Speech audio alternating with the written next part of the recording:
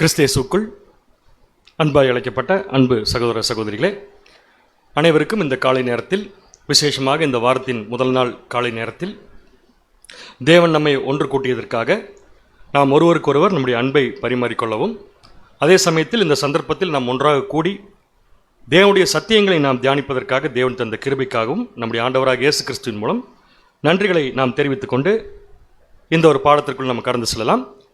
சகோதரர் நம்ம ஏற்கனவே ஜபத்திலையும் சரி மண்ணாலையும் சரி எல்லாத்துலையும் நம்ம பார்த்த விஷயம் என்ன, நம்முடைய ஆண்டவராக இயேசு கிறிஸ்துடைய மரணத்தை நினைவு கூறும் நாளை நோக்கி நம்ம போயிட்டுருக்கோம். பார்த்திங்கன்னா அது கரெக்டாக 4ஆம் தேதி அடுத்த வாரம் விட்டு அடுத்த வாரம் நம்ம அனுசரிக்க இருக்கிறோம். அதை நோக்கி நம்ம தயாராகிட்டுருக்கிறோம் அப்படிங்கிறது தான் உண்மையான விஷயம். இதை ஏற்கனவே அநேக சந்தர்ப்பங்களில் பார்த்த விஷயமா இருந்தால் கூட நினைவு கூறக்கூடிய சந்தர்ப்பத்தில் மறுபடியுமாக இந்த விஷயங்களை திருப்பி பார்ப்பது என்பது நம்மளை தகுதிப்படுத்தக்கூடிய விஷயமா இருக்கிறதுனால நம்ம திருப்பியும் இதே விஷயங்களை பார்க்குறோம். அதுலேயும் நமக்கு அநேக பாடங்கள் இருக்குது என்பதையும் நம்ம உணர்ந்திருக்கிறோம். பார்த்திங்கன்னா ஒவ்வொரு வருஷமும் நம்ம வாழ்க்கையில் ஒரு முன்னேற்றம் இருக்கிற மாதிரி நினைவு கூறுதலில் கூட நம்ம போய் நிற்கும் போது நம்முடைய நிலைமையில் ஒரு முன்னேற்றம் இருக்கணும் அப்படிங்கிறத நம்ம மனசுக்குள்ளே வச்சுட்டு தான் நம்ம பார்க்குறோம். அந்த அடிப்படையில் இன்றைக்கி நம்ம பார்க்கக்கூடிய பாடத்தின் தலைப்பு பார்த்திங்கன்னா கால்களை கழுவுதல் மற்றும் தலையை அபிஷேகம் பண்ணுதல். இங்கிலீஷில் பார்த்திங்கன்னா ஃபீட் வாஷிங் அண்டு ஹெட் அனாயிட்டிங் அப்படிங்கிற தலைப்பின் கீழே இந்த பாடத்தை நம்ம பார்க்க இருக்கிறோம். ஸோ கிறிஸ்துடைய மரணத்தை நினைவு கூறும் நாளை பற்றி நம்ம நினைவு கூறுவது அப்படிங்கிறது ஒரு நாள், அது ஒரு பர்டிகுலர் டேயில் ஒரு பர்டிகுலர் டைமில் இயேசு கிறிஸ்துடைய மாம்சத்தையும் அவருடைய இரத்தத்தையும் நம்ம பானம் பண்ணுறோம், சாப்பிட்றோம். அதன் மூலமாக நம்ம சில கமிட்மெண்ட்ஸ் தேவனுக்கு கொடுக்குறோம் அப்படிங்கிறத நம்ம பார்த்துருக்கோம். அப்போ அந்த ஒரு நாளுக்காக நம்ம தயார்படுத்துறது அப்படிங்கிறது எப்பயிலிருந்து நடக்கணும்னு சொல்லி பார்த்தீங்கன்னா அணுதினமும் நமக்கு நடக்கணும் அப்படின்னு பார்க்குறோம். ஒருவேளை அணுதினமும் நம்ம தயாராகாமல் அன்னைக்கு மட்டும் தயாரானோம்னா, அதாவது நினைவு கூறுதல் அன்னைக்கு மட்டும் நம்ம தயாராகி போய் நின்னோம்னா எப்படி இருக்குன்னு பார்த்தீங்கன்னா இயேசு கிறிஸ்துவை பார்த்தா நமக்கு அழுகாட்சியாக வரும். ஃபுல்லாக பார்த்தீங்கன்னா நிறைய பேர் அழுகிறத கூட நம்ம கவனிச்சிருக்கலாம். இயேசு கிறிஸ்துவை பார்த்து பயங்கரமாக அழுவாங்க. அதனால தான் பவர் பாயிண்டில் கூட என்ன பண்ணிட்டோம்னா இயேசு கிறிஸ்துடைய படத்தையே தயவு செஞ்சு போடாதீங்கன்னு சொல்லிட்டோம். ஏன்னா அதை பார்த்து அழுகிறது எல்லாருமே. அதை பார்த்து அழுது நம்ம என்ன பண்ண போகிறோம், அதனால் இயேசு கிறிஸ்துக்கு என்ன பிரயோஜனம் இருக்க போகுது அப்படின்னு பார்த்தீங்கன்னா ஒன்றுமே கிடையாது. அப்போ ஏன் அந்த மாதிரி விஷயங்கள் வருதுன்னா அது ஒரு துக்கமாக மாறிடுது நமக்கு. ஏன் துக்கமாக மாறிடுதுன்னா சரியான ஒரு ஆயத்தம் இல்லாத நிலைமையை தான் அது குறிக்குதுங்கிறது உண்மை. அப்போ எது ஆயத்தம் அப்படின்னு சொல்லி பார்த்தீங்கன்னா இயேசு கிறிஸ்துடைய மரணத்தை நினைவு கூறக்கூடிய நாள் அன்னைக்கு நாம் எந்த அளவுக்கு தகுதியாக இருக்கோன்னு சொல்லி பார்க்குறதா உண்மையாலுமே சரியான நினைவு கூறுதல். அப்போஸ் நான் இப்போ கிளியராக சொல்லிட்டாரு, ஒவ்வொரு மனுஷனும் தன்னைத்தான் நிதானித்தறிந்து இதில் என்ன பண்ணணும், நீங்கள் கை வைங்கிட்டார். அப்போ நாமளே நிதானிக்கிறதுக்கு ஒரு நாள் போதுமா வருஷத்துலன்னு கேட்டால் கண்டிப்பாக பத்தாது. ஒரு வருஷம் பூரா நம்ம என்ன பண்ணுறோன்னு பார்த்தீங்கன்னா நம்மளை நிதானிப்பதற்காக நம்ம தகுதிப்படுத்தி கொண்டே இருக்கிறோம் அப்படிங்கிறத உண்மையான விஷயம். அப்போ மெமோரியல் டே அன்னைக்கு நம்ம அழுகலாமா அழுகக்கூடாதா? அழுகலாம், அழுகக்கூடாது. நான் எப்படி தலையாட்டுவேன்னா நீ பார்க்காதீங்க. அழுகலாமா அழுகக்கூடாதா? அழுகலாம். இதுக்கு ரொம்ப நேரம் நம்ம டைம் எடுத்தோம்னா டைம் போயிடும். அழுகலாம், நம்மளை பார்த்து அழுகலாம், நம்ம நிலைமையை பார்த்து அழுகலாம். எப்படி அழுகலாம்னா இப்படி இருக்க வேண்டிய நான் இன்னைக்கு பாருங்கள் எந்த கண்டிஷனில் நின்றுருக்கேன் அப்படின்னு நினச்சி என்ன பண்ணலாம், கண்டிப்பாக அழுகலாம்.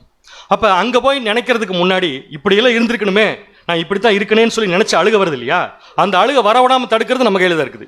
எப்படி தடுக்கலான்னு பார்த்தீங்கன்னா என்ன கண்டிஷனுக்கு போகணுமோ அந்த கண்டிஷனுக்கு போகிறது நம்ம கையில் தான் இருக்குது. அப்போ போகாம விட்டு அழுகிறது அது சரியான விஷயமா இல்லையே. அதனால தான் ஒவ்வொரு சத்தியங்களும் நம்மளை புடமிடும் அப்படிங்கிற அடிப்படையில் தான் நம்ம இந்த பாடத்தை பார்த்துட்ருக்கோம். அதே அடிப்படையில் நம்ம இன்றைக்கி இந்த ஒரு சப்ஜெக்ட் கூட நம்ம பார்க்க போகிறோம். இந்த சப்ஜெக்டுடைய சாராம்சம் என்ன அப்படிங்கிறதையும் சுருக்கமாக நம்ம பார்த்துடலாம். ஃபஸ்ட்டு கால்களை தண்ணீரினால் கழுவுதல் மற்றும் தலையை எண்ணெயால் அபிஷேகம். இதை மாற்றி படிச்சிடக்கூடாது, அதையும் முதல்ல பார்த்துடலாம். தலையை தண்ணீரினால் கழுவுதல் அப்படிங்கிறது இல்லைங்க, தலையை எண்ணெயால் அபிஷேகம் பண்ணுதல் அப்படிங்கிறது ஒரு விஷயம். ரெண்டாவது விஷயம் பார்த்திங்கன்னா கால்களை தண்ணீரினால் என்ன பண்ணு பார்த்திங்கன்னா கழுவணும் அப்படிங்கிறது அடுத்த ஒரு விஷயம். இந்த ரெண்டு விஷயத்தை ஏன் சேர்த்து பார்க்குறோம் அப்படின்னா இந்த ரெண்டு விஷயமும் நம்முடைய ஆண்டவராக இயேசு கிறிஸ்துவுக்கு நடந்துச்சு, அதனால தான் பார்க்குறோம். சரி, இயேசு கிறிஸ்துவுக்கு நடந்ததுங்கிறதுக்காக நம்ம இப்போ பார்க்குறோம்னா இந்த ரெண்டு விஷயங்களுமே நம்முடைய ஆண்டவருக்கு அவருடைய கடைசி நாட்களில் நடந்துச்சு. அவருடைய கடைசி நாட்கள் நடந்த விஷயங்கள் தான் நம்மளை தகுதிப்படுத்தக்கூடிய விஷயமா இருக்குங்கிறத நம்ம மெமோரியல் சீசனில் படிக்கிறதுனால இன்றைக்கி அவருக்கு நடந்த விஷயத்தையும் அவருடைய கடைசி நாட்கள் நடந்த விஷயத்தையும் எடுத்து நமக்கு என்ன பாடம் அப்படிங்கிறத நம்ம கண்டுபிடிக்க போகிறோம். சரி, இப்போ பிளைனாக கொஸ்டினுக்கு வந்துடுறேன். இயேசு கிறிஸ்துடைய தலை அபிஷேகம் பண்ணப்பட்டுச்சா அவருடைய இறுதி நாட்களில்? Yes or no? கால்களை யாராவது கழுவுனாங்களா? இயேசு கிறிஸ்து கால் கழுவுனார், நமக்கு நல்லாவே தெரியும். அதையும் நம்ம பார்க்க போகிறோம், இன்றைக்கி சேர்த்து தான் பார்க்க போகிறோம். ரெண்டுமே நடந்துச்சான்னு கேட்டால் ரெண்டுமே நடந்துச்சு. ஒருவேளை இந்த ரெண்டு சம்பவங்கள் நீங்கள் வேறு நினச்சிட்டிங்கன்னா அதுக்கப்புறம் அதில் ஒன்றும் கேள்வியே இல்லை. ஆனால் சரியான விளக்கம் என்ன பார்த்தீங்கன்னா இந்த விஷயம் இயேசு கிறிஸ்துக்கு நடந்துச்சு. வாசிக்கலாம் பாருங்க. மார்க்கு 14ஆம் அதிகாரம் 3ஆம் வசனம். மார்க்கு 14ஆம் அதிகாரம் 3ஆம் வசனம். அவர் பெத்தானியாவில் குஷ்டரோகியாய் இருந்த சீமோன் வீட்டிலே போஜன பந்தி இருக்கையில் ஒரு ஸ்திரீ விலையேற பெற்ற நளதம் என்னும் உத்தம தைலமுள்ள வெள்ளைக்கல் பரணியை கொண்டு வந்து அதை உடைத்து அந்த தைலத்தை அவர் சிரசின் மேல் ஊற்றினாள். அந்த தைலத்தை எங்க ஊத்து செந்தமா? அப்ப தலை மேல தைலத்தை ஊத்துறது எது கிடையாதுன்னு பாத்தீங்கன்னா தலையை அபிஷேகம் பண்ணுதல். இது பாயிண்ட் நம்பர் 1. அடுத்தது இதை ஒட்டின இன்னொரு சம்பவம் இருக்கு. அது நம்ம அடிக்கடி படிக்கிற விஷயம். அதையும் நம்ம வாசிக்கலாம். இது கால்களை கழுவுற சம்பவம். யோவான் 12ஆம் அதிகாரம் 3ஆம் வசனம். யோவான் 12ஆம் அதிகாரம் 3ஆம் வசனம். அப்பொழுது மரியாள் விலையேற பெற்ற களங்கமில்லாத நளதம் என்னும் தைலத்தில் ஒரு ராத்தல் கொண்டு வந்து அதை இயேசுவின் பாதங்களில் பூசி தன் தலைமயிரால் அவருடைய பாதங்களை துடைத்தாள். தன்னுடைய தலைமயிரினால் அவருடைய பாதங்களை என்ன பண்ணிருக்கந்தம்மா? துடைத்தாள். அந்த வீடு முழுவதும் தைலத்தின் பரிமளத்தினால் நிறைந்தது. இதுவும் ஒரு சம்பவம். இந்த ரெண்டு ஒரு சம்பவம் நினைச்சு கூட நம்ம சில சம்பவம் பார்த்திருக்கோம். பட் அந்த மாதிரி இல்ல, ரெண்டும் தனிப்பட்ட சம்பவங்களா தான் இருக்கிறதுக்கு வாய்ப்பு இருக்கு அப்படின்னு பார்க்கலாம். அப்படி ஒருவேளை நம்ம ஒன்னான்னு எடுத்தா கூட அங்க பெயர்கள் கொடுக்கப்படல மார்க்ல, இங்க யோவான்ல பேர் கொடுக்கப்பட்டிருக்கு. கண்டிப்பா ஒரு தைலத்தை உடைச்சு ஊத்துனது ஃபர்ஸ்ட் தலையிலேன்னு சொல்லி மார்க்ல இருக்கு. இந்த வசனத்துல சொல்லி பார்க்கும்போது இந்த சந்தர்ப்பத்தில் எங்கன்னு சொல்லி பார்த்தீங்கன்னா கால்கள் அப்படின்னு இருக்கு. இந்த அடிப்படையில் இயேசு கிறிஸ்துடைய தலையும் அபிஷேகம் பண்ணக்கூடிய விஷயம் நடந்திருக்கு. கால்களை கழுவக்கூடிய விஷயம் என்ன இருக்குன்னு பார்த்தீங்கன்னா நடந்திருக்கு. இதை மனசுக்குள்ள வச்சுக்கோங்க. அடுத்த பாயிண்ட்குள்ள போகலாம். பட் இந்த ரெண்டு சந்தர்ப்பம், இந்த ரெண்டு விஷயத்தையும், ஒன்று வந்து தலையை அபிஷேகம் பண்ணுறது, இன்னொன்று கால்களை கழுவுறது, இந்த ரெண்டு விஷயத்தையும் இணைத்து நம்முடைய ஆண்டவராக இயேசு கிறிஸ்து ஒரே சந்தர்ப்பத்தில் பேசியிருக்கார். அவருக்கு நடந்த விஷயத்தை படித்தோம். இந்த ரெண்டை இணைத்து நம்முடைய ஆண்டவர் ஒரே சந்தர்ப்பத்தில் பேசியிருக்கார். அதைத்தான் நம்ம இன்னைக்கு ஆதார வசனத்தில் படித்தோம். அதை கவனிச்சிருந்தோம்னா கொஞ்சம் கண்டுபிடிச்சிருக்கலாம். அந்த சம்பவம் எப்போ நடக்குதுன்னு பார்த்தீங்கன்னா, சீமோன் அப்படின்னு சொல்லிட்டு ஒரு பரிசேயன் வீட்டுக்கு இயேசு கிறிஸ்து போறார். அங்கே போறப்ப தான் இயேசு கிறிஸ்துவுக்கு ஒரு சம்பவம் நடக்குது. வாசிக்கலாம். லூக்கா 7ஆம் அதிகாரம் 37 மற்றும் 38 வாசிங்க. லூக்கா 7ஆம் அதிகாரம் 37, 38 வசனங்கள். அப்பொழுது அந்த ஊரில் இருந்த பாவியாகிய ஒரு ஸ்திரீ அவர் பரிசேயின் வீட்டிலே பந்தி இருக்கிறதை அறிந்து. பாருங்க, இயேசு கிறிஸ்து அந்த சீமோன், அங்க பேர் கொடுக்கப்படல, பின்னாடி வரும். பரிசேயனுடைய வீட்டில் இயேசு கிறிஸ்து பந்தி இருக்கிறது யாருக்கு தெரிஞ்சிருச்சு? இப்ப யாருக்கு தெரிஞ்சிருச்சு? பாவியான ஒரு ஸ்திரீக்கு தெரிஞ்சிருச்சு. இப்ப இயேசு கிறிஸ்துக்கு தெரியுமா இந்த ஸ்திரீ பாவியான ஸ்திரீன்ட்டு? தெரியுமா தெரியாதா? சரி, தெரியும். ஆனா சீமோனுக்கு தான் பாவம் தெரியல. அதான் பிரச்சனைங்க. இப்ப அந்த அம்மா வருது இயேசு கிறிஸ்து வீட்டுக்கு. வந்து என்ன பண்ணுதுன்னு பாத்தீங்கன்னா, வாசிங்க. இப்ப ஒரு பரணியில் பரிமள தைலம் கொண்டு வந்து அவருடைய பாதங்களின் அருகே பின்னாக நின்று அழுது கொண்டு அவருடைய பாதங்களை தன் கண்ணீரினால் நனைத்து. நோட் பண்ணிக்கோங்க, இந்த அம்மா என்ன பண்ணுது? இயேசு கிறிஸ்துடைய பாதங்களை கழுவுது. எதை வச்சு கழுவுதுன்னு பாத்தீங்கன்னா, தண்ணி வச்சுல, அவருடைய கண்ணீரினால் கழுவி நனைத்து தன் தலைமயிரினால் துடைத்து அவருடைய பாதங்களை முத்தம் செய்து. அப்ப இந்த அம்மா என்ன விஷயத்தை செஞ்சிருக்கு? இந்த நம்ம சப்ஜெக்ட்ல எடுத்த 2 பாயிண்ட்ல ஒரு பாயிண்ட் இங்க நடந்திருக்கு. அது என்னன்னு சொல்லி பாத்தீங்கன்னா, தலையை இந்த அம்மா அபிஷேகம் பண்ணி. கரெக்டா? பாதத்தை கழுவி இருக்கு. யார் பாதத்தை கழுவிச்சு?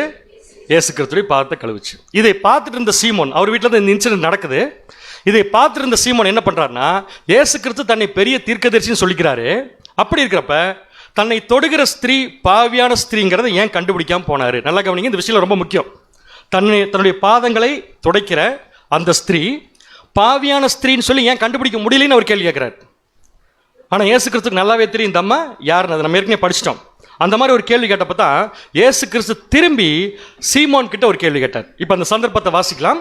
லூக்கா 7ஆம் அதிகாரம் 39ஆம் வசனம். லூக்கா 7ஆம் அதிகாரம் 39ஆம் வசனம். அவரை அழைத்த பரிசேயன் அதை கண்டபோது. எதை கண்டபோது? அலர்ட்டா இருந்தீங்கன்னா தான் ஃபுல்லா கவனிக்க முடியும். திருப்பி கொஸ்டின் கேட்கும்போது டக்கு டக்குன்னு ஆன்சர் பண்ணீங்கன்னா ஸ்பீடா போயிடலாம். எதை கண்டபோது? பாவியாக ஸ்திரீ அவருடைய பாதத்தை துடைப்பதை கண்டு, இவர் தீர்க்கதரிசியாய் இருந்தால் தம்மை தொடுகிற ஸ்திரீ இன்னாள் என்றும் இப்படிப்பட்டவள் என்றும் அறிந்திருப்பார்ல. கண்டிப்பா. அப்ப என்ன எதிர்பார்க்கிறார் சீமோன்? ஒரு பாவியான ஸ்திரீ இயேசு கிறிஸ்துவை காலை தொடக்கூடாதுன்னு எதிர்பார்க்கிறார். இந்த அம்மா தொட்டதுனால இது இயேசு கிறிஸ்துவுக்கு பாவின்னு தெரியலன்னு சொல்லி ஒரு முடிவுக்கு வந்துட்டாரு. அப்படி ஒரு முடிவுக்கு வரும்போது இயேசு கிறிஸ்து திருப்பி சீமோனுக்கு ஒரு விளக்கம் கொடுத்தார். அது ஒரு பேரபிள். அது நம்ம விளக்கம் இப்போ பார்க்க போறதில்ல. அந்த பேரபிள் என்ன? 2 பேர் ஒருத்தர் கடன் வாங்கியிருக்காங்க. ஒருத்தர் அதிகமாக வாங்கியிருக்காரு, ஒருத்தர் கம்மியாக வாங்கியிருக்காரு. 2 பேர் ஒருத்தர்கிட்ட கடன் வாங்கியிருக்காங்க. ஒருத்தர் அதிகமாக வாங்கியிருக்காரு, ஒருத்தர் கம்மியாக வாங்கியிருக்காரு. 2 பேர்த்தையுமே அவர் மன்னிச்சிட்டார், கடன் கொடுத்தவர். இதில் யாருக்கு அதிகம் மன்னிக்கப்பட்டுச்சு? அதிக கடன் வாங்கினவனுக்கு தான் மன்னிக்கப்படுச்சு. இதை எதுக்கு இங்கே சொல்லணும்? ஏதோ சொல்லணும்னு நினச்சிருக்காரு, சொல்கிறதுக்கு வர வாய்ப்பு கிடைக்கல, அதனால இங்கே சொல்லிட்டார். அதாவது சொல்கிற சீமோனு ஒரு பாவி தான். கரெக்டாக சொல்கிற சீமோனு ஒரு பாவி தான். வந்திருக்கிற ஸ்திரீயும் தொடர ஸ்திரீ ஒரு பாவி தான். இப்போ சீமோன்ட்ட கேட்குறாரு, யார் பெரிய பாவி அப்படின்னு கேட்குறாரு. அதுக்கு அவர் சொல்கிறாரு, இந்த அம்மா தான் பெரிய பாவி. அப்படின்னா யாருக்கு அதிகம் மன்னிக்கப்படும்? பெரிய பாவிக்கு தான் அதிகமாக மன்னிக்கப்படும். அதனால் நான் மன்னிச்சிட்டேன், நீ போய் வேலை பாரு அப்படின்னு நான் சொல்லிட்டேன். இதுதான் இயேசு கிறிஸ்துவின் ஸ்டைல். ஸோ இந்த கேள்வி கேட்டு முடிச்சதுக்கப்புறமா சீமோனை உணர வைக்கிறதுக்காக நம்முடைய ஆண்டவர் நம்ம சப்ஜெக்டில் பார்த்த 2 பாயிண்ட்டும் இப்போ டச் பண்ணுறார். எந்த 2 பாயிண்ட்டு? ஒன்று, தலையை கழுவுதல், தலையை அபிஷேகம் பண்ணுதல், கால்களை கழுவுதல். இது 2ஐயும் சீமோன் கிட்ட ஒரு கேள்வியாக கேட்குறார், அவரை புரிய வைக்கிறதுக்காக. அதுதான் நம்ம ஆதார வசனம் இன்னைக்கு படித்தோம். மறுபடியும் அந்த வசனத்தை இப்போ நம்ம வாசிக்கலாம்.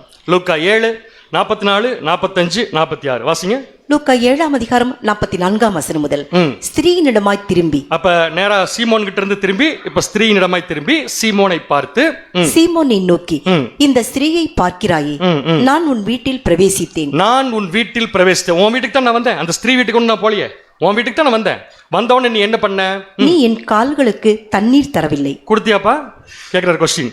என் கால்களுக்கு நீ என்ன கொடுத்த? தண்ணி குடிச்சா? குடிக்கிறதுக்கு வேணா தண்ணி கொடுத்துருப்பேன், ஆனா என் கால்களுக்கு நீ என்ன கொடுக்கல? தண்ணி கொடுக்கல. அடுத்தது, இவளோ கண்ணீரினால் என் கால்களை நனைத்து. அப்ப இயேசு கிறிஸ்து என்ன எதிர்பார்க்கிறார் சீமோன் வீட்டுல? குடிக்கிறதுக்கு கொஞ்சம் தண்ணி வேணும் எதிர்பார்க்கிறார். அவர் என்ன எதிர்பார்க்கிறார் சீமோன் கிட்ட? நீ என் காலை ஏன் கழுவலைன்னு கேட்கிறார். புரிஞ்சா உங்களுக்கு? அதை யார் பண்ணிட்டாப்ப? ஸ்திரீ பண்ணியாச்சு, பாவியான ஸ்திரீ பண்ணியாச்சு. அடுத்த பாயிண்ட், தன் தலை மயிரினால் அவைகளை துடைத்தாள். தன் தலை மயிரினால் அவைகளை துடைத்தாள். அடுத்தது, நீ என்னை முத்தம் செய்யவில்லை. அப்ப இயேசு கிறிஸ்து என்ன எதிர்பார்க்கிறார்? நீ என்ன பண்ணியிருக்கணும்? முத்தம் செஞ்சிருக்கணும், நீ பண்ணல. இவளோ நான் உட்பிரவேசித்தது முதல் என் பாதங்களை ஓயாமல் முத்தம் செய்தாள். ஆனா இந்த அம்மா என்ன பண்ணிருக்கு? வந்ததுல இருந்து ஓயாமல் என் பாதங்களை என்ன பண்ணுது? முத்தம் செய்கிறாள். அடுத்தது, நீ என் தலையில் எண்ணெய் பூசவில்லை. அப்படின்னு இயேசு கிறிஸ்து என்ன எதிர்பார்க்கிறார் சீமோன் கிட்ட? என் தலையில் நீ என்ன பூசிருக்கணும்? என்ன பூசிருக்கணும்? நீ என்ன பண்ணல? என்ன பூசல. இவளோ என் பாதங்களில் பரிமள தைலம் பூசினாள். என் பாதங்களில் பரிமள தைலம் பூசினாள். ஸோ இப்போ நீங்க இந்த வசனத்தை படிச்ச இந்த பகுதியிலிருந்து என்ன ஒரு கருத்தை நம்முடைய பாடத்துக்கு எடுத்துக்கலாம்னா, இயேசு கிறிஸ்து நம்மிடத்தில் என்ன எதிர்பார்க்கிறார்? ஒன்று, கால்களுக்கு என்ன கொடுக்கணும்? தண்ணீர் கொடுத்தா போதுமா? கழுவணுமா? கழுவணும். கால்களை தண்ணீரை வச்சு கழுவணும். அடுத்தது, ஓயாமல் பாதங்களை முத்தம் செய்யணும். அது நம்ம சப்ஜெக்ட் எடுக்கல, ஏன்னா 2 ஒன்று தான் ஆல்மோஸ்ட். முக்கியமான அடுத்த பாயிண்ட் என்ன பார்த்தீங்கன்னா, என் தலையை என்ன பண்ணணும்? எண்ணெயால் அபிஷேகம் பண்ண வேண்டும். இந்த 2 விஷயத்தையும் இயேசு கிறிஸ்து சீமோன் கிட்ட எதிர்பார்க்கிறார்னா கண்டிப்பாக யார்கிட்டையும் எதிர்பார்ப்பார்? நம்ம கிட்டையும் கண்டிப்பாக என்ன பண்ணுவார்? எதிர்பார்ப்பார். இப்போ கேள்வி, இந்த 2ஐயும் நாம் செய்கிறோமா?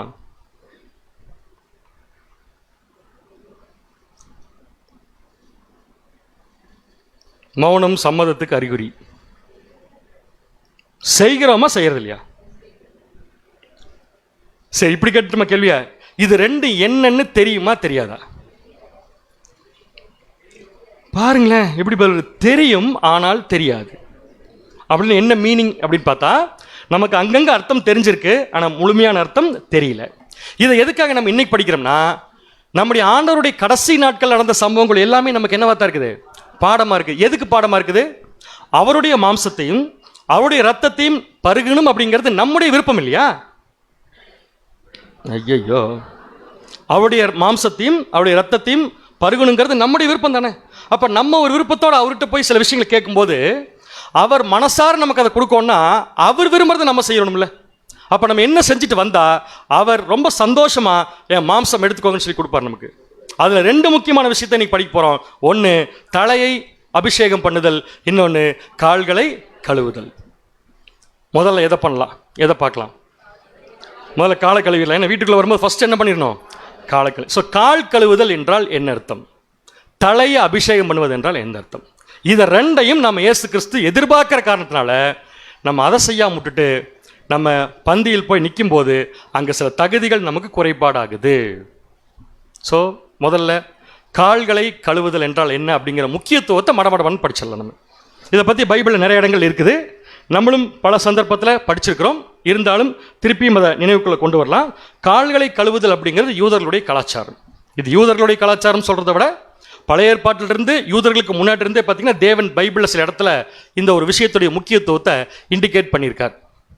எப்பப்பெல்லாம் கால் கழுவுவாங்க யூதர்கள் அப்படின்னு பார்த்தீங்கன்னா, சாப்பிட்றதுக்கு முன்னாடி, தூங்க போகிறதுக்கு முன்னாடி, இந்த 2 சந்தர்ப்பத்திலையும் கட்டாயமாக யூதர்கள் கால்களை கழுவாம போய் படுக்க மாட்டார்கள். இது ஃபர்ஸ்ட் பாயிண்ட், ஞாபகம் வச்சுக்கோங்க. இந்த பாயிண்ட்ஸ் வச்சு தான் கால் கழுவுதல் அப்படின்னா என்னங்கிறத நம்ம கண்டுபிடிக்க போகிறோம். முதல் விஷயம், இதை கட்டாயமாக சாப்பிட்றதுக்கு முன்னாடியும் தூங்குவதற்கு முன்னாடியும் யூதர்கள் செய்யாமல் போய் சாப்பிடவும் மாட்டாங்க, செய்யாமல் போய் தூங்கவும் மாட்டாங்க. அடுத்தது, ஒருத்தர் எப்போ கால் கழுவ மாட்டாங்க? யூதர்களுடைய கலாச்சாரத்தின்படி கால் கழுவணும். ஒருத்தர் வீட்டுக்கு வந்தால் கால் கழுவணும். ஆனால் எப்போ கால் கழுவ மாட்டாங்கன்னா, ஒருத்தர் இன்னொருத்தரோட விரோதம் வந்துருச்சு, ஃப்ரெண்ட்ஷிப் கட் ஆயிடுச்சுன்னு வச்சுக்கோங்களேன். ஒரு சகோதரனுக்கு இன்னொரு சகோதரனுக்கு ஃப்ரெண்ட்ஷிப் கட் ஆயிடுச்சுன்னா, ஃப்ரெண்ட்ஷிப் கட்டான அந்த சகோதரன் வீட்டுக்கு வந்தால், ஃப்ரெண்ட்ஷிப் கட் ஆயிடுச்சுங்கிறது அடையாளமா அந்த வீட்டில் இருக்கவர் அந்த சகோதரனுக்கு கால் கழுவ தண்ணீர் கொடுக்க மாட்டார். அப்போ வீட்டுக்கு போகிற ஒருத்தர் வீட்டுக்கு கால் கழுவ தண்ணி கொடுக்கல, என்ன அர்த்தம்? போயிட்டு வாங்கன்னு அர்த்தம். அதான மீனிங்.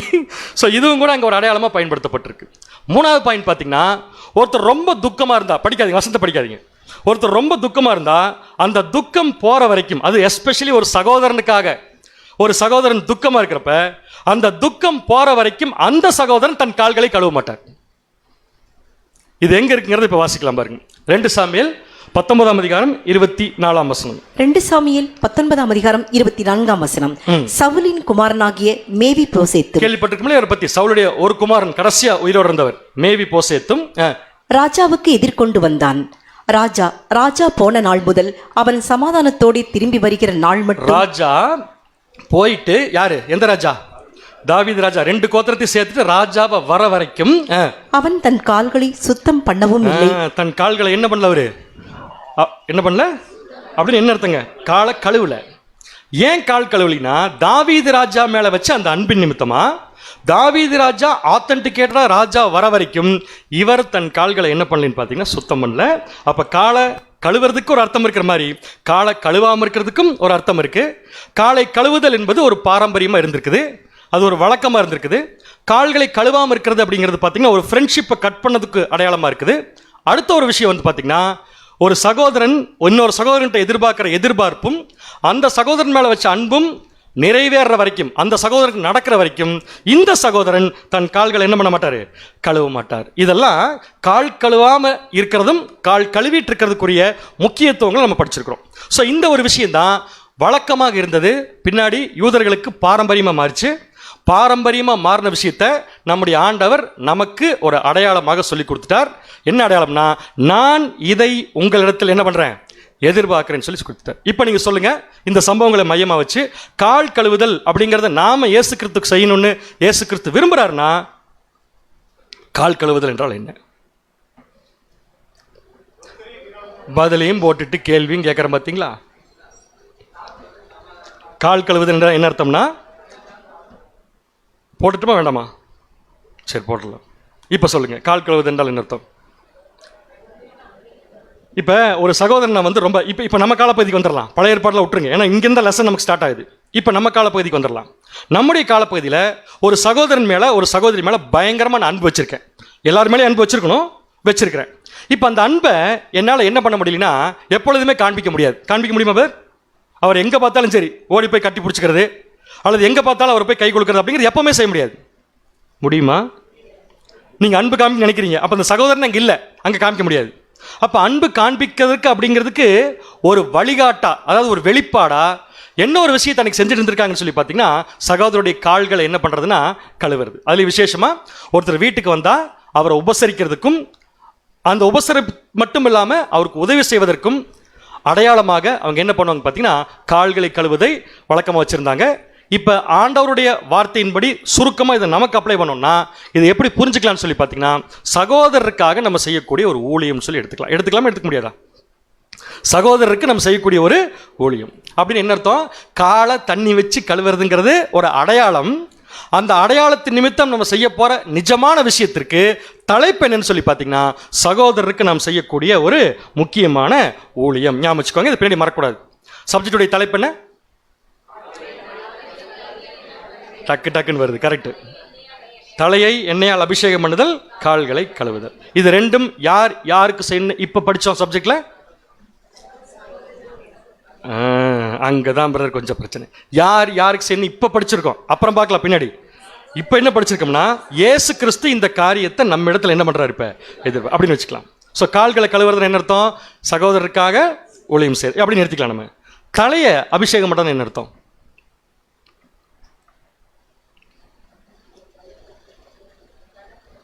தலை குளிக்காமல் இருக்கிறதுக்கு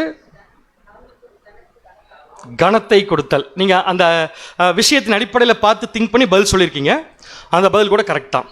ஆனால் சரியான டேர்மில் அதுக்கு விடை வரணும்னா பைபிள் வசனம் தான். தலை அபிஷேகம் பண்ணுறங்கிற விஷயம் யாருக்கு நடந்துச்சுன்னா ஆசாரியனுக்கு நடந்துச்சு. ஏன் நடந்துச்சு ஆசாரியனுக்கு படிக்கலாம் பாருங்க. யாத்திராகமம் 30ஆம் அதிகாரம் 30ஆம் வசனம். யாத்திராகமம் 30ஆம் அதிகாரம் 30ஆம் வசனம்.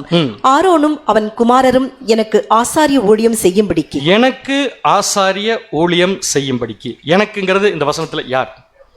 தேவனுக்கு. நல்லா நல்லா ஞாபகம் வச்சுக்கோங்க. கால்களை கழுவும் போது சகோதரர்கள் வந்துட்டாங்க, தலையை அபிஷேகம் பண்ணும்போது தேவனே வந்துட்டார்.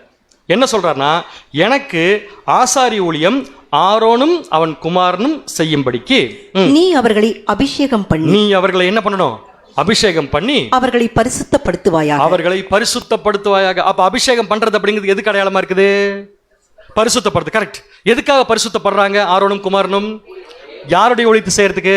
சரியான பதில். தேவனுடைய ஊழியத்தை செய்வதற்காக தகுதியை ஏற்படுத்தக்கூடிய ஒரு விஷயம் தான் என்னன்னு சொல்லி பார்த்தீங்கன்னா அபிஷேகம் பண்றது. எதைய? தலையை அபிஷேகம் பண்றது. இந்த விஷயம் புதிய ஏற்பாட்டில் இருக்கான்னு இருக்கு. நம்ம ஒவ்வொருத்தர் தலையும் தேவன் அபிஷேகம் பண்ணியிருக்கார். எதுக்காக அபிஷேகம் பண்ணியிருக்காருன்னா சேம் பர்பஸ் தான். வாசிக்கலாம் பாருங்க. 2 கொரிந்தியர் 1ஆம் அதிகாரம் 21ஆம் வசனம். 2 கொரிந்தியர் 1ஆம் அதிகாரம் 21ஆம் வசனம். உங்களோடு கூட எங்களையும் கிறிஸ்துவுக்குள் ஸ்திரப்படுத்தி. பவுல் சொல்றாரு, உங்களோடு கூட எங்களையும் கிறிஸ்துவுக்குள் ஸ்திரப்படுத்தி. நம்மை அபிஷேகம் பண்ணினவர் தேவனே. நம்மை அபிஷேகம் பண்ணினவர். நீங்க சொல்லுங்க, தேவன் தலையைத்தான் அபிஷேகம் பண்ணியிருக்கார். தேவன் தலையைத்தான் அபிஷேகம் பண்ணியிருக்கார். வசனம் கவனிக்கல யாரு படிக்கிறப்ப, அதான் பிரச்சனை. மறுபடியும் வாசிக்க வசனத்தை.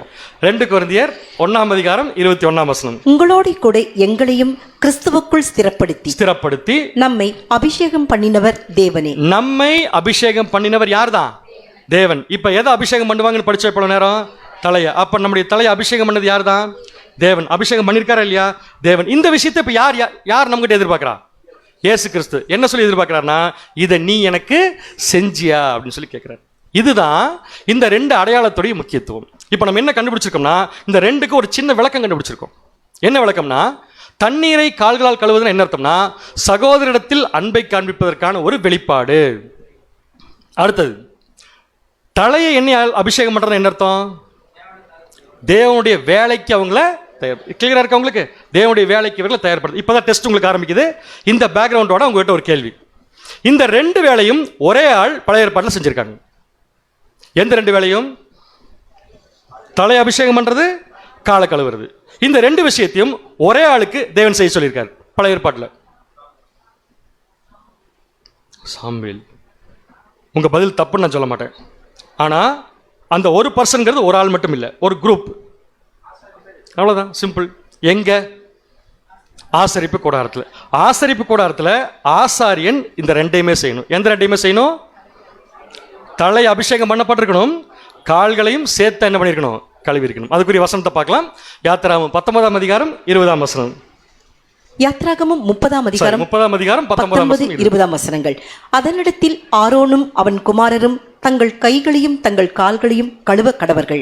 அவர்கள் ஆசரிப்பு கூடாரத்திற்குள் பிரவேசிக்கும் போதும் கர்த்தருக்கு தகனத்தை கொளுத்தவும் பலிபீடத்தினிடத்தில் ஆராதனை செய்யவும் சேரும் போதும் அவர்கள் சாகாதபடிக்கு தண்ணீரினால் தங்களை கழுவ கடவர்கள். இப்ப சொல்லுங்க அன்பான சகோதர சகோதரிகளே, ஆசாரிய ஊழியம் செய்ய போற ஆசாரியர்கள் ஆசாரி ஊழியம் செய்வதற்கு தகுதி எதன் மூலம் பெற்றுக்கொள்றாங்கன்னு பார்த்தீங்கன்னா, ஒன்று அபிஷேகம், இன்னொன்று பார்த்தீங்கன்னா அவங்க தங்கள் கால்களையும் கைகளையும் என்ன பண்ணியிருக்கணும்? கழுவி இருக்கணும். கழுவாமல் உள்ளே போனாங்கன்னா என்ன ஆவாங்க? வசனம் கிளியராக சொல்லுது, அவர்கள் அவர்கள் அவர்கள் வசனத்தை படிக்கும்போது கவனிக்கவில்லை. அவர்கள் என்ன பண்ணுவார்கள்? சாக கடவார்கள். அடுத்தது, தலை என்ன பண்ணியிருக்கணும்? அவங்க அபிஷேகம் பண்ணாமல் கை கால கழுவுறதுக்கு உள்ளே வரவே முடியாது. அப்போ ஒரு ஆசாரியன் தனக்கு நியமிக்கப்பட்ட வேலையை செஞ்சு முடிக்கணும்னா, ஒரே பர்சன் யார் ஆள் மாறினாலும் சரி தவறாமல் செய்ய வேண்டிய வழிமுறைன்னா, முதல்ல தேவன் அவர்களை அபிஷேகம் பண்ணியிருக்கணும். அபிஷேகம் பண்ணப்பட்டவர் ஆசாரி ஊழியம் செய்யறதுக்கு முன்னாடி கைகளையும் கால்களையும் தண்ணீரை வச்சு என்ன பண்ணியிருக்க வேண்டும்? கழுவி இருக்க வேண்டும். இந்த ஒரு விஷயத்தை இன்னைக்கு நம்ம எதுக்கு படிச்சிருக்கோம்னா, இப்போ கூட கொஞ்ச நேரத்துக்கு முன்னாடி ஒரு வசனத்தை ஒரு இடத்துல நம்ம படித்தோம். இந்த சப்ஜெக்ட்ல இல்லை, இதுக்கு முன்னாடி நமக்கு தேவன் கொடுத்துருக்கிற ஊழியம் என்ன ஊழியம்? நானும் சந்தேகமாகவே தான் பார்ப்பேன். என்ன ஊழியம்? என்ன ஊழியம்? அவ்வளோதான், சிம்பிளாக முடிஞ்சிச்சு. ஆசாரி ஊழியம். கரெக்டா? அப்போ ஆசாரி ஊழியம் செய்யணும்னா கண்டிப்பாக என்ன கழுவப்பட வேண்டும்? என்ன அபிஷேகம் பண்ணப்பட வேண்டும்? அதையத்தான் இயேசு கிறிஸ்து பண்ணிட்டு, இப்போ இயேசு கிறிஸ்து ஒரு ஆசாரியம் தானே, பிரதான ஆசாரியம் தானே. இப்போ கேட்குறாரு சீமோன் கிட்ட, என் கால்களுக்கு நீ என்ன கொடுக்கல, என் வேலையை செய்யறதுக்கு நீ விடமாட்டேங்கிற. புரியுதா உங்களுக்கு? அந்த ஸ்திரீயை மன்னிக்கிறதுக்கு என்ன பண்ண மாட்டேங்கிற, விடமாட்டேங்கிற. ஆசாரி ஊழியம் செய்ய விடமாட்டேங்கிற. ஆனால் அந்த ஸ்திரீ என்ன செய்ய வச்சிருச்சு? எப்படின்னா, அந்த ஸ்திரீ என்ன குடிச்சா அது நீ எனக்கு கொடுக்கல. என்னென்ன கொடுக்கல? கால்களுக்கு தண்ணீர் கொடுக்கல, தலையில் என்ன பூசல, என்ன பூசல. அப்படி என்றால் நாம் இந்த ஒரு ஊழியத்தில் பங்கு பெறக்கூடிய சகோதரர்கள் இருக்கக்கூடிய பட்சத்தில் கட்டாயமாக நாம் இந்த ரெண்டு விஷயத்தையும் செய்யாம ஆச்சரியமான ஒளியிடத்திலிருந்து வரவழைத்தவருடைய புண்ணியங்களை அறிவிக்கும், ஆச்சரியமான ஒளியிடத்திற்கு வரவழைத்தவருடைய புண்ணியங்களை அறிவிக்கும்படி தெரிந்து கொள்ளப்பட்ட சந்ததியாகவும் ஆசாரிய கூட்டமாகவும் சொந்த ஜனங்களாகவும் எல்லாம் சேர்த்துக்கலாம். நீங்கள் ஊழியம் செய்ய முடியாது. ரைட்? அதைத்தான் சீமோன்ட்ட கேட்டார். சீமோன் செய்யல, சீமோன் விட்டார். இப்போ யார் செய்யணும்? நம்ம செய்யணும்னா நமக்கு ஆரம்பம் யார்? எங்கேருந்து செய்யணும்? எங்கேருந்து செய்யணும்? சீசர்கிட்ட செய்யணும். கரெக்டா? அதனால தான் இந்த ரெண்டு விஷயத்தையும் மனசுக்குள்ள வச்சுட்டு நம்முடைய ஆண்டவர் கடைசி பந்தியில் சீசர்களுடைய தலை அபிஷேகம் பண்ணல, காலை கழுவினார். புரிஞ்சா புரியல உங்களுக்கு? அப்போ சீசர்கள் அடுத்து செய்ய போகிற ஊழியத்துக்கு அவங்கள தயார்படுத்துறார். முதல்ல தான் ஒரு ஆசாரிங்கிறத காமிக்கிறார். எப்படி காமிக்கிறார்னா, உட்கார வச்சு அவங்களுடைய கால்களை என்ன பண்ணுறாருங்க, கழுவுறார். இப்போ கேள்வி உங்கள்கிட்ட, ரெண்டு விஷயத்தானே செய்யணும். என்னென்ன? தலையை அபிஷேகம் பண்ணும், காலை கழுவணும். இங்கே இயேசு கிறிஸ்து எதை மட்டும்தான் செஞ்சார்? ஏன் தலையை அபிஷேகம் பண்ணல? இப்போ சரியான பதில், கரெக்டு. நீ சொன்ன பதில் கரெக்டு. இந்த இடத்துல அவங்களுக்கு காலை மட்டும்தான் கழுவ முடியும், தலையை அபிஷேகம் பண்ண முடியாது. அப்ப தலை அபிஷேகம் எப்ப பண்ணப்பட்டுச்சு? இதே இயேசு கிறிஸ்து இவங்க தலை அபிஷேகம் பண்ணார். எப்பன்னு பாத்தீங்கன்னா பெந்தேகோஸ்து நாள். புரிஞ்சு உங்களுக்கு? முதல்ல இயேசு கிறிஸ்து செஞ்சாரு, செஞ்சுட்டு யாருக்கு செஞ்சாரோ அவங்கள பார்த்து என்ன சொல்லிட்டு போயிட்டாருன்னா, யோவான் 13:15 யோவான் 13:15 நான் உங்களுக்கு செய்தது போல நீங்களும் செய்யும்படி உங்களுக்கு மாதிரியை காண்பித்தேன். கிளியரா சொல்லிட்டாரு. நான் உங்களுக்கு செஞ்சேன், நீங்க எனக்கு செஞ்சிருங்கட்டார். என்ன செஞ்சாரு? நாம என்ன செய்யணும்? அவர் அவங்களுக்கு என்ன செஞ்சாருன்னா ரெண்டு விஷயம். ஒன்னு கால் கழுவார், இன்னொன்னு தலை என்ன பண்ணாரு, அபிஷேகம் பண்ணார். இப்போ நம்மளை பார்த்து என்ன சொல்றாரு? நான் உங்களுக்கு செஞ்சிட்டேன், நீங்களும் ஆசாரியன்னா எனக்கு செய்யுங்கன்னு சொன்னாரா? எனக்கு செய்யுங்கன்னு சொன்னாரா? உங்களுக்குள்ள ஒருவருக்கு ஒருவர் செஞ்சுக்கோங்கன்னு சொன்னாரா? அப்போ நமக்கு யார் கிறிஸ்து? இப்போ தகவல். இப்போ நம்ம என்ன பண்ணோம்? உங்களுக்கு அவர்களை பற்றி எல்லா பக்கம் போய் தப்பாக பேச வேண்டும், அவர்களை பற்றி முடிந்த வரைக்கும் நம்மளால் முடிந்த வரைக்கும் அவதூறு பரப்ப வேண்டும், அவர்களிடத்தில் இருக்கக்கூடிய குறைகளை நாம் கண்டறிந்து அதை நாம் ஒன்றும் வேலை கேட்காது. சிம்பிளான விஷயம் என்ன?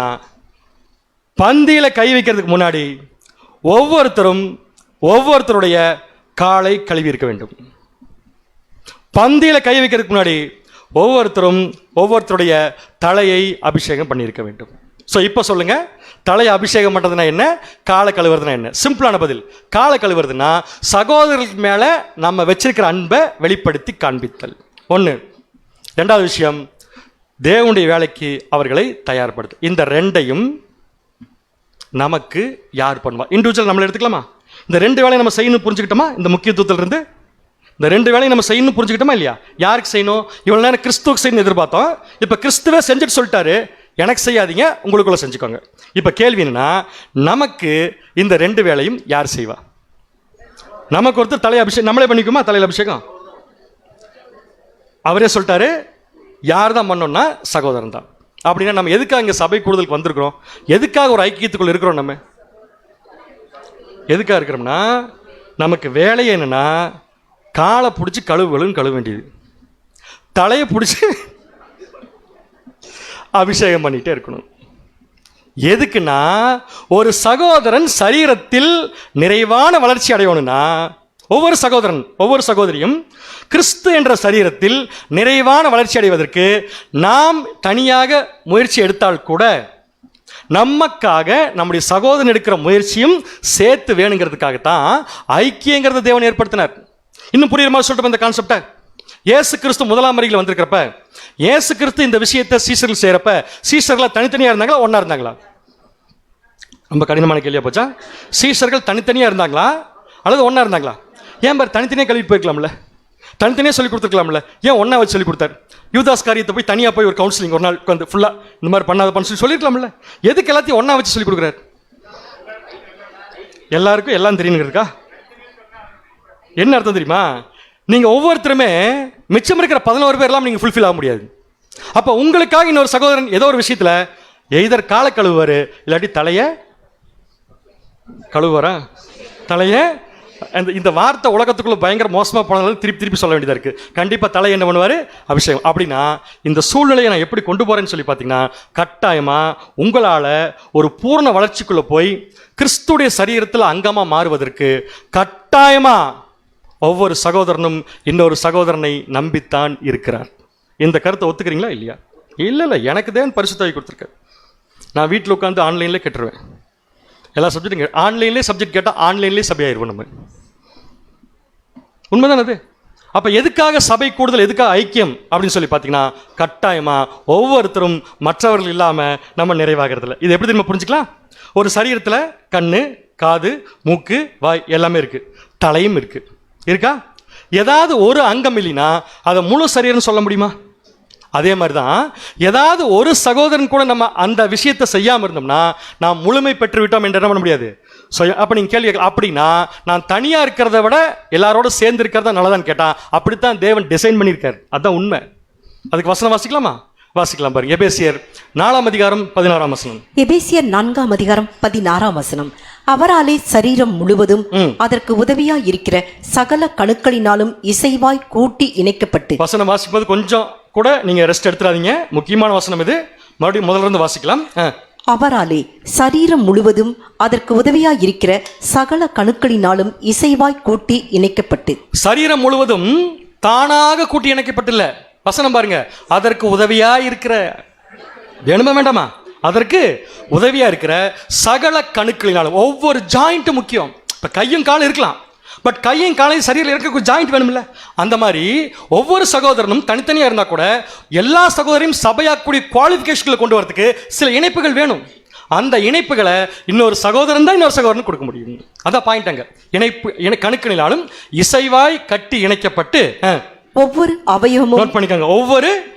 ஒரு சகோதரன் ஒரு சகோதரி நம்ம எடுத்துக்கலாம். ஒவ்வொரு அவயமும் தன் அளவுக்கு தக்கதாய் கிரியை செய்கிறபடியே அவர் ஒரு கிரியை செய்வார், சகோதரி ஒரு கிரியை செய்வாங்க. ஆனா எல்லாரும் சேர்ந்து செய்ய வேண்டிய கிரியை செய்யாம சபையாக முடியாது. அது அன்பினாலே தனக்கு பக்தி விருத்தி உண்டாக்குகிறதற்கு ஏதுவாக சரீர வளர்ச்சியை உண்டாக்குகிறது. அப்ப சரீர வளர்ச்சி என்பது ஒவ்வொருத்தரும் தனித்தனியா வளர்றதா, எல்லாரும் ஒன்னா சேர்ந்து வளர்றதா?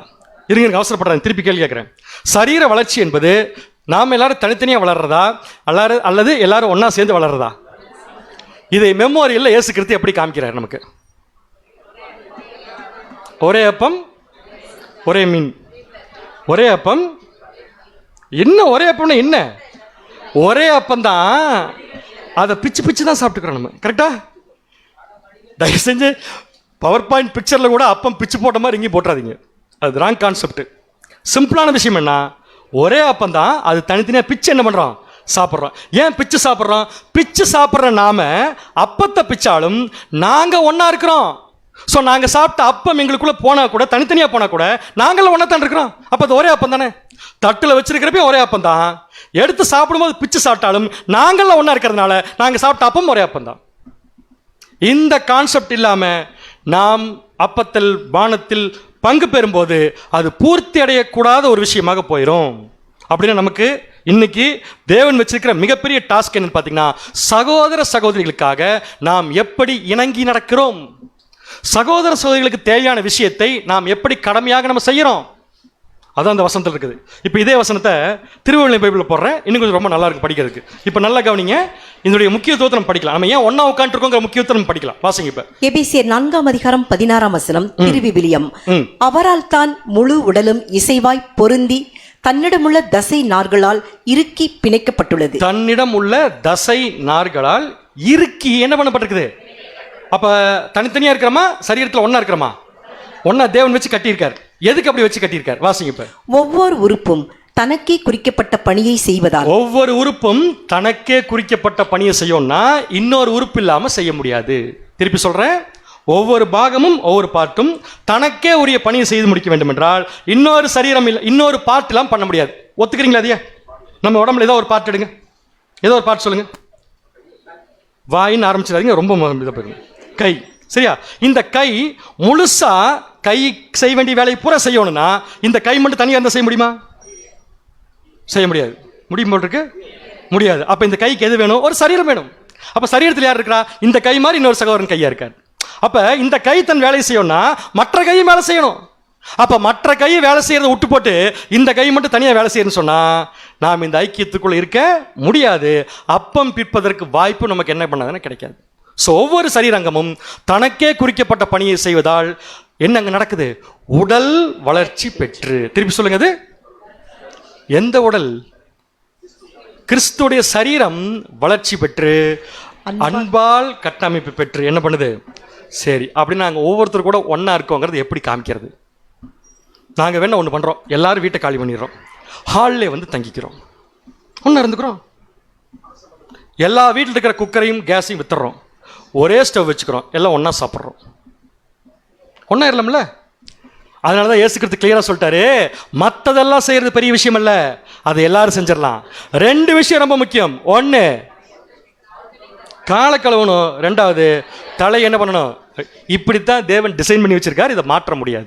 அப்போஸ்தலன் இப்போ ரொம்ப கிளியராக சொல்லிட்டாரு. 1 கொரிந்தியர் 1ஆம் அதிகாரம் 25ஆம் வசனம். 1 கொரிந்தியர் 12ஆம் அதிகாரம் 25ஆம் வசனம். 25ஆம் வசனம். சரீரத்திலே பிரிவினை உண்டாயிராமல். எப்படிங்க உண்டாயிராமல்? அவயவங்கள் ஒன்றை குறித்து ஒன்று கவலையா இருக்கும்படிக்கு. எப்படி அவயவங்கள் ஒன்றை குறித்து இன்னொன்று எப்படியோ போகட்டும் இருக்க முடியல, கவலைப்படும்படிக்கு தேவன் கணத்தில் குறைவுள்ளவதற்கு அதிக கணத்தை கொடுத்து இப்படி சரீரத்தை அமைத்திருக்கிறார். கணத்துல குறைவுள்ளது எது? சரீரத்துல. தேவன் அதுக்கு தான் கணத்தை கொடுத்துருக்காராமா. இப்போ இந்த சப்ஜெக்ட் படி பார்த்தா கணத்துல குறைவுள்ள பகுதி எதுன்னு சொல்லி பார்த்தீங்கன்னா கால் தான். கரெக்டா? இப்போ இயேசு கிறிஸ்து எதையை கழுவு சொல்றாரு? இப்போ எல்லாரும் சேர்ந்து காலை கழுவுனா காலுக்கு என்ன கிடைச்சிரும்? கணம் கிடைச்சிரும். இது மாடல் தான், இதுல எந்த விதமான உள்ள விஷயம் இல்லை.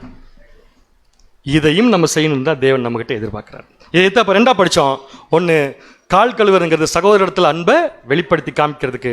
அடுத்தது ஆக்சுவலாக இங்கே வந்து ஒரு தலை போட்டிருக்கிறேன், எத்தனை பேருக்கு தெரியுதுன்னு எனக்கு தெரியல. தெரியுதா தலை? தெரியாட்டி கூட நம்ம தலையை அங்கே வச்சுக்கலாம். வச்சுட்டு தேவனுடைய வேலைக்கு அவர்களை தயார். இப்போ அந்த கொஸ்டின் கேட்கட்டுமா? சப்ஜெக்ட் ஆரம்பத்தில் கேட்ட கொஸ்டின் இப்போ நான் திருப்பி கேட்க போகிறேன். நாம் இந்த ரெண்டு வேலையை செய்து கொண்டிருக்கிறோமா? சகோதரர் சொல்ற செஞ்சுட்டு இருக்கிறோம். ரைட், செஞ்சுட்டு இருக்கிறோம். இல்லை செஞ்சுட்டு இருக்கிறேன்னா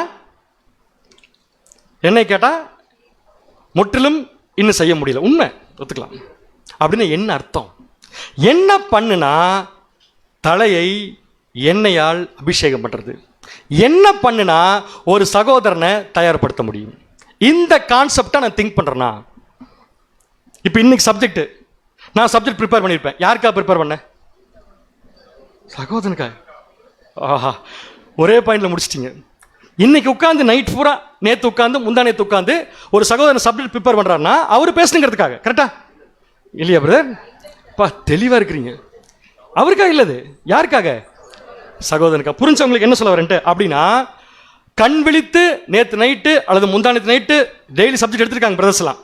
கண் விழித்து உட்காந்து பல சிரமங்களுக்கு மத்தியில் ஒரு சப்ஜெக்ட் ப்ரிப்பேர் பண்ணிட்டு வராங்கன்னா அவங்க ஆக்சுவலாக என்ன பண்ண ஆரம்பிச்சிட்டாங்க தெரியுமா? அவங்களுக்கு தெரியாமலே தலையை கனப்படுத்த ஆரம்பிச்சிட்டாங்க. இப்போ அந்த பாயிண்ட்டுக்குள்ள தீவிரமாக உள்ள போகலாம். நம்ம செய்கிறோமான்னு பார்க்கறதுக்கு அதுக்கு ஒரு சின்ன கேள்வி கேட்டிருக்காங்க. How can we anoint the minds of our brethren? என்ன பேர் தலைன்னு சொன்னீங்க, இப்போ மைண்ட்ட்டீங்க நீங்கள். தலை என்பது வேதத்தில் எதை அடையாளப்படுத்தும்? சிந்தை. ஒரு சகோதரன் இன்னொரு சகோதரனுடைய சிந்தையை அபிஷேகப்படுத்த முடியுமா? கொஸ்டின். அதுக்கு விளக்கம் மாட்டோம். தேவனுடைய வேலைக்கு தயார்படுத்தோம்னா எதை அட்டாக் பண்ணணும்? சிந்தையை. இப்போ சிந்தையை கழுவணுமா, சிந்தையை அபிஷேகம் பண்ணணுமா? அப்போ கழுவக்கூடாது, என்ன பண்ணணும்? அப்படி என்ன அர்த்தம்? அங்கேருந்து ஒரு விஷயத்தை எடுக்கக்கூடாது, அதுக்குள்ளே கொண்டே ஒரு விஷயத்தை போடணும். ரைட். இப்போ சொல்லுங்க, நம்ம எல்லாரும் இந்த விஷயத்தை செஞ்சுட்டு இருக்கிறோமா? ஒரு தீவிரவாதி செய்கிறாங்க இந்த விஷயத்தை. ஒரு சாதாரண மனுஷனை ஒரு தீவிரவாத கூட்டம் தீவிரவாதியாக மாற்றுறதுக்கு என்ன பண்ணுறாங்க? நம்ம என்ன தெரியுமா தலையை கழுவிடுவாங்கன்னு சொல்கிறோம். ஆக்சுவலாக அவன் தலையை கழுவல, அவன் கருத்தை அந்த தலைக்குள்ளே திணிக்கிறான். எப்படி திணிக்கிறான் தெரியுமா? உலகத்தில் இருக்கிற தப்பான விஷயங்களை பூரா அவனுக்கு காமிக்கிறது. பாரு, உன் குடும்பம் இந்த நிலைமைக்கு போனதுக்கு காரணம் இந்த உலகத்தில் இருக்கிற அரசாட்சி தான் அப்படின்னு சொல்லி காமிக்கிறது. உன்னுடைய மதம் இந்த லெவலுக்கு போனதுக்கு காரணம் இந்த மதம் தான் அப்படின்னு சொல்லி அவனுக்கு கொஞ்சம் கொஞ்சமா காலை கழுவுறது இல்லை, தலை என்ன பண்றாங்கன்னா தவறான தாட்டை வச்சு அபிஷேகம் பண்ணி அவன் தலைக்குள்ள அது போன உடனே அவன் சரீரம் முழுக்கம் தயாராகிக்குது. எதுக்குன்னு பார்த்தீங்கன்னா, உன்னை உண்டு இல்லைன்னு நான் பண்றேனா இல்லையா, தயார்படுத்துறாங்களா இல்லையா? அதே மாதிரி நாம் ஒரு சகோதரனை தயார்படுத்த முடியாதா? தீவிரவாதியா கிறிஸ்துவுக்குள்ள சேர்த்துக்கிறேன். நம்மளாம் கிறிஸ்துவ தீவிரவாதிகள் தான். ஆக்சுவலாக உண்மையான தீவிரவாதிகள் பேதுரு, யோவான், யாக்கோபுல சரியான தீவிரவாதிகள். இயேசு கிறிஸ்து மரிச்சதுக்கு அப்புறம் பெந்தெகோஸ்து நாளுக்கு அப்புறம் போய் வேலையை செஞ்சாங்க பாருங்க, தீவிரவாதிகளாக பயந்துருப்பாங்க. இன்னைக்கு அந்த மாதிரி வேலை செஞ்சாங்க. த சேம் ஒர்க்கு இன்னைக்கு ஒரு சகோதரன் அல்லது ஒரு சகோதரி பலவிதமானப்பட்ட வகைகளில் தேவனுக்குன்னு அவங்க ஊழியத்தை செய்யறதுக்கு அவங்களை தயார்படுத்துறதுக்கு அவங்க தனியாக இருந்து போராடி ஜெயிக்க முடியாது. கண்டிப்பா அவங்க ஜெயிக்கிறதுலையும் அந்த வளர்ச்சியிலையும் நமக்கும் பங்கு இருக்குங்கிறது மறந்துட வேண்டாம். அப்படின்னா நாம உண்மையாலுமே அந்த வேலையை செஞ்சுட்டு இருக்கிறோமா? The question. மற்ற சகோதரருடைய சிந்தையை நாம் தயார்படுத்தி கொண்டிருக்கிறோமா? எதுக்காகனா தேவனுடைய வேலையை செய்வதற்கு. சொல்லுங்க பாரு, எக்ஸாம்பிள் சொல்லுங்க பாரு, எப்படி தயார்படுத்துறது? ஒரு சகோதரனை தயார்படுத்துறது எப்படி? தலை கால் இல்லை, காலுக்கு அப்புறம் வரலாம், தலை முதல்ல. எப்படி தலையை அட்டாக் பண்றது? தீவிரவாதி எக்ஸாம்பிள் உங்களுக்கு சொல்லி கொடுத்தாச்சு. எப்படி அட்டாக் பண்றது? உங்களை அட்டாக் தான், அவர் ஒண்ணுமே இல்லை. வேறு சத்தியம், ஆலோசனை, போதனை எல்லாம் கரெக்ட். நான் இல்லைன்னு சொல்ல வரல. அதுக்கு ஒரு 5-6 பாயிண்ட்ஸ் இருக்கு. நான் மடப்பட 1-2 பாயிண்ட் மட்டும் விளக்கம் கொடுக்குறேன், மற்றதெல்லாம் நம்ம அப்படியே ஃபாலோ பண்ணிக்கலாம். ஃபர்ஸ்ட் பாயிண்ட், அவங்களுக்கு பக்தியை மேம்படுத்தக்கூடிய எண்ணங்களை நாம் பகிர்ந்து கொள்கிறோமா? எக்லேஷியாக்குள்ள வந்த உடனே ராகுல் காந்தி அரெஸ்ட் பண்ணிட்டாங்க தெரியுமா? அப்படின்னா நம்ம வாயிலிருந்து வரக்கூடிய இந்த பேச்சு, இப்போ நான் சொல்லியிருக்கேன்ல, இது அத்தனை இப்போ இந்த செகண்டில் 150 பேருடைய மனசுக்குள்ளே போயிடுச்சு. இப்போ உண்மைதான பேர்? இது என்ன கிரியை செய்யும் நமக்குள்ள? உடனடியாக மீட்டிங் போடணும்னா அப்படியே ராகுல் காந்தியை நான் பாரு டிவியை பார்க்காம இருந்து என்னை நல்லா தூண்டிருக்கீங்க பாரு டிவி பார்க்க. அப்படி போய் வீட்டில் முதல்ல தான் பார்ப்போம் நம்ம. எதுக்கு இவர் அரெஸ்ட் பண்ணாங்க? எதுக்கு பதவியை பறிச்சாங்க? ஏன் இந்த எண்ணங்கள் வருதுன்னா, ஒரு சகோதரனுக்கு இந்த எண்ணம் உள்ள அதிக தீவிரமாக பரவுறதுக்கு காரணம் இன்னொரு சகோதரன் தான். ஏன்னா அவங்க அதிகமாக பழகிற சகோதரன் கூட தான். சொல்லுங்க பார்க்கலாம், உண்மையா ஆஃபீஸில் போய் நம்ம இப்படி தான் பழகிட்டு இருக்கோம் எல்லாத்துக்கூடயுமே? இங்கே பழகிற மாதிரி ஆஃபீஸில் பழகிறோமா? தெரியாமல் கேட்டேன் போட்டிருக்கு இந்த கேள்வியை. ஆமாங்கிறாங்க. நாங்கள் இங்கேலாம் என்னங்க பழகிறோம், அங்கே வந்து பாருங்க பழகிறத எப்படி பழகிறோன்னு. உண்மையாக சொல்லப்போனா தனிமைப்படுத்தப்பட்டால் கூட கவலைப்படாதீங்க, அதை பற்றி நம்ம தனியாக தான் இருப்போம். பட் இங்கே நமக்காக சகோதரர்கள் காத்துச்சுக்கிறாங்க. எதுக்கு? தலையை அபிஷேகம் பண்ணுவதற்கு. நம்ம சொல்கிற கான்செப்டை கேட்கக்கூடிய ஒரு சகோதரன் அந்த எண்ணம் உள்ளே போகும்போது, நம்ம பேசுகிற வார்த்தைகள் அவங்களுக்குள்ளே போகும்போது அவங்க அதை கேட்டு எதை செய்யாமல் விட்டுருக்காங்களோ, தேவனுடைய வேலைக்குன்னு அவங்க எதை செய்யாமல் விட்டுருக்காங்களோ அந்த வேலையை தீவிரமாக செய்ய ஆரம்பிக்கணும். அந்த மாதிரி இது வரைக்கும் நாம் எத்தனை பேருக்கு செஞ்சுருக்கோம்? என்கிட்ட சொல்ல வேண்டாம், நீங்கள் சொல்லிக்கோங்க ஒருத்தருக்கு ஒருத்தர் எத்தனை பேர் செஞ்சுருக்கோம். ஆனால் எனக்கு தெரிஞ்ச ஒருத்தர் செஞ்சுருக்காங்க பைபிளில். யார் தெரியுங்களா? அது மாட்டவே மாட்டேன்னு சொன்ன ஒரு ஆளை செத்தாலும் செஞ்சே தீர்வேன் மாற்றினார் ஒருத்தர். சில எக்ஸாம்பிள்லாம் படித்தா தான் கரெக்டாக இருக்கும். மொர்தகாய், எஸ்தரை, ஞாபகம் சம்பவம் ஃபுல்லாக சம்பவத்தில் சொல்லிட்டு இருக்க முடியாது. அகாஸ்வேர் ராஜா யூதர்களை பூரா கொல்றதுக்கு கட்டளை கொடுத்துட்டார். இந்த விஷயம் மொர்தகாய்க்கு தெரிஞ்ச உடனே பயங்கரமாக அவர் துடிக்கிறார். ட்ரெஸ் எல்லாம் கிழிச்சிட்டு ரொம்ப துக்கத்தை வெளிப்பாட்டி காமிக்கிறாரு. எஸ்தர் அரண்மனையில் இருக்கிறாங்க. இப்போ மொர்தகாய் என்ன ஃபீல் பண்ணுறாரு? நான் உட்காந்து அழுகிறத விட யூதர்களை காப்பாற்றுறதுக்கு எஸ்தர் போய் ராஜா கிட்ட சொன்ன, ராஜா என்ன பண்ணுவார் கேட்பாருன்னு சொல்லிட்டு எஸ்தரை அப்ரோச் பண்ணுனா, இந்த அம்மா என்ன சொல்லிடுச்சுன்னா, ராஜா கிட்ட போய் நான் எப்படிங்க பேச முடியும்? தலை கேட்க மாட்டேங்குது. சிந்தை ஒரு நல்ல விஷயமா இருந்தாலும் தேவனுடைய வேலை செய்வதற்கு அங்கே ஒரு தடை.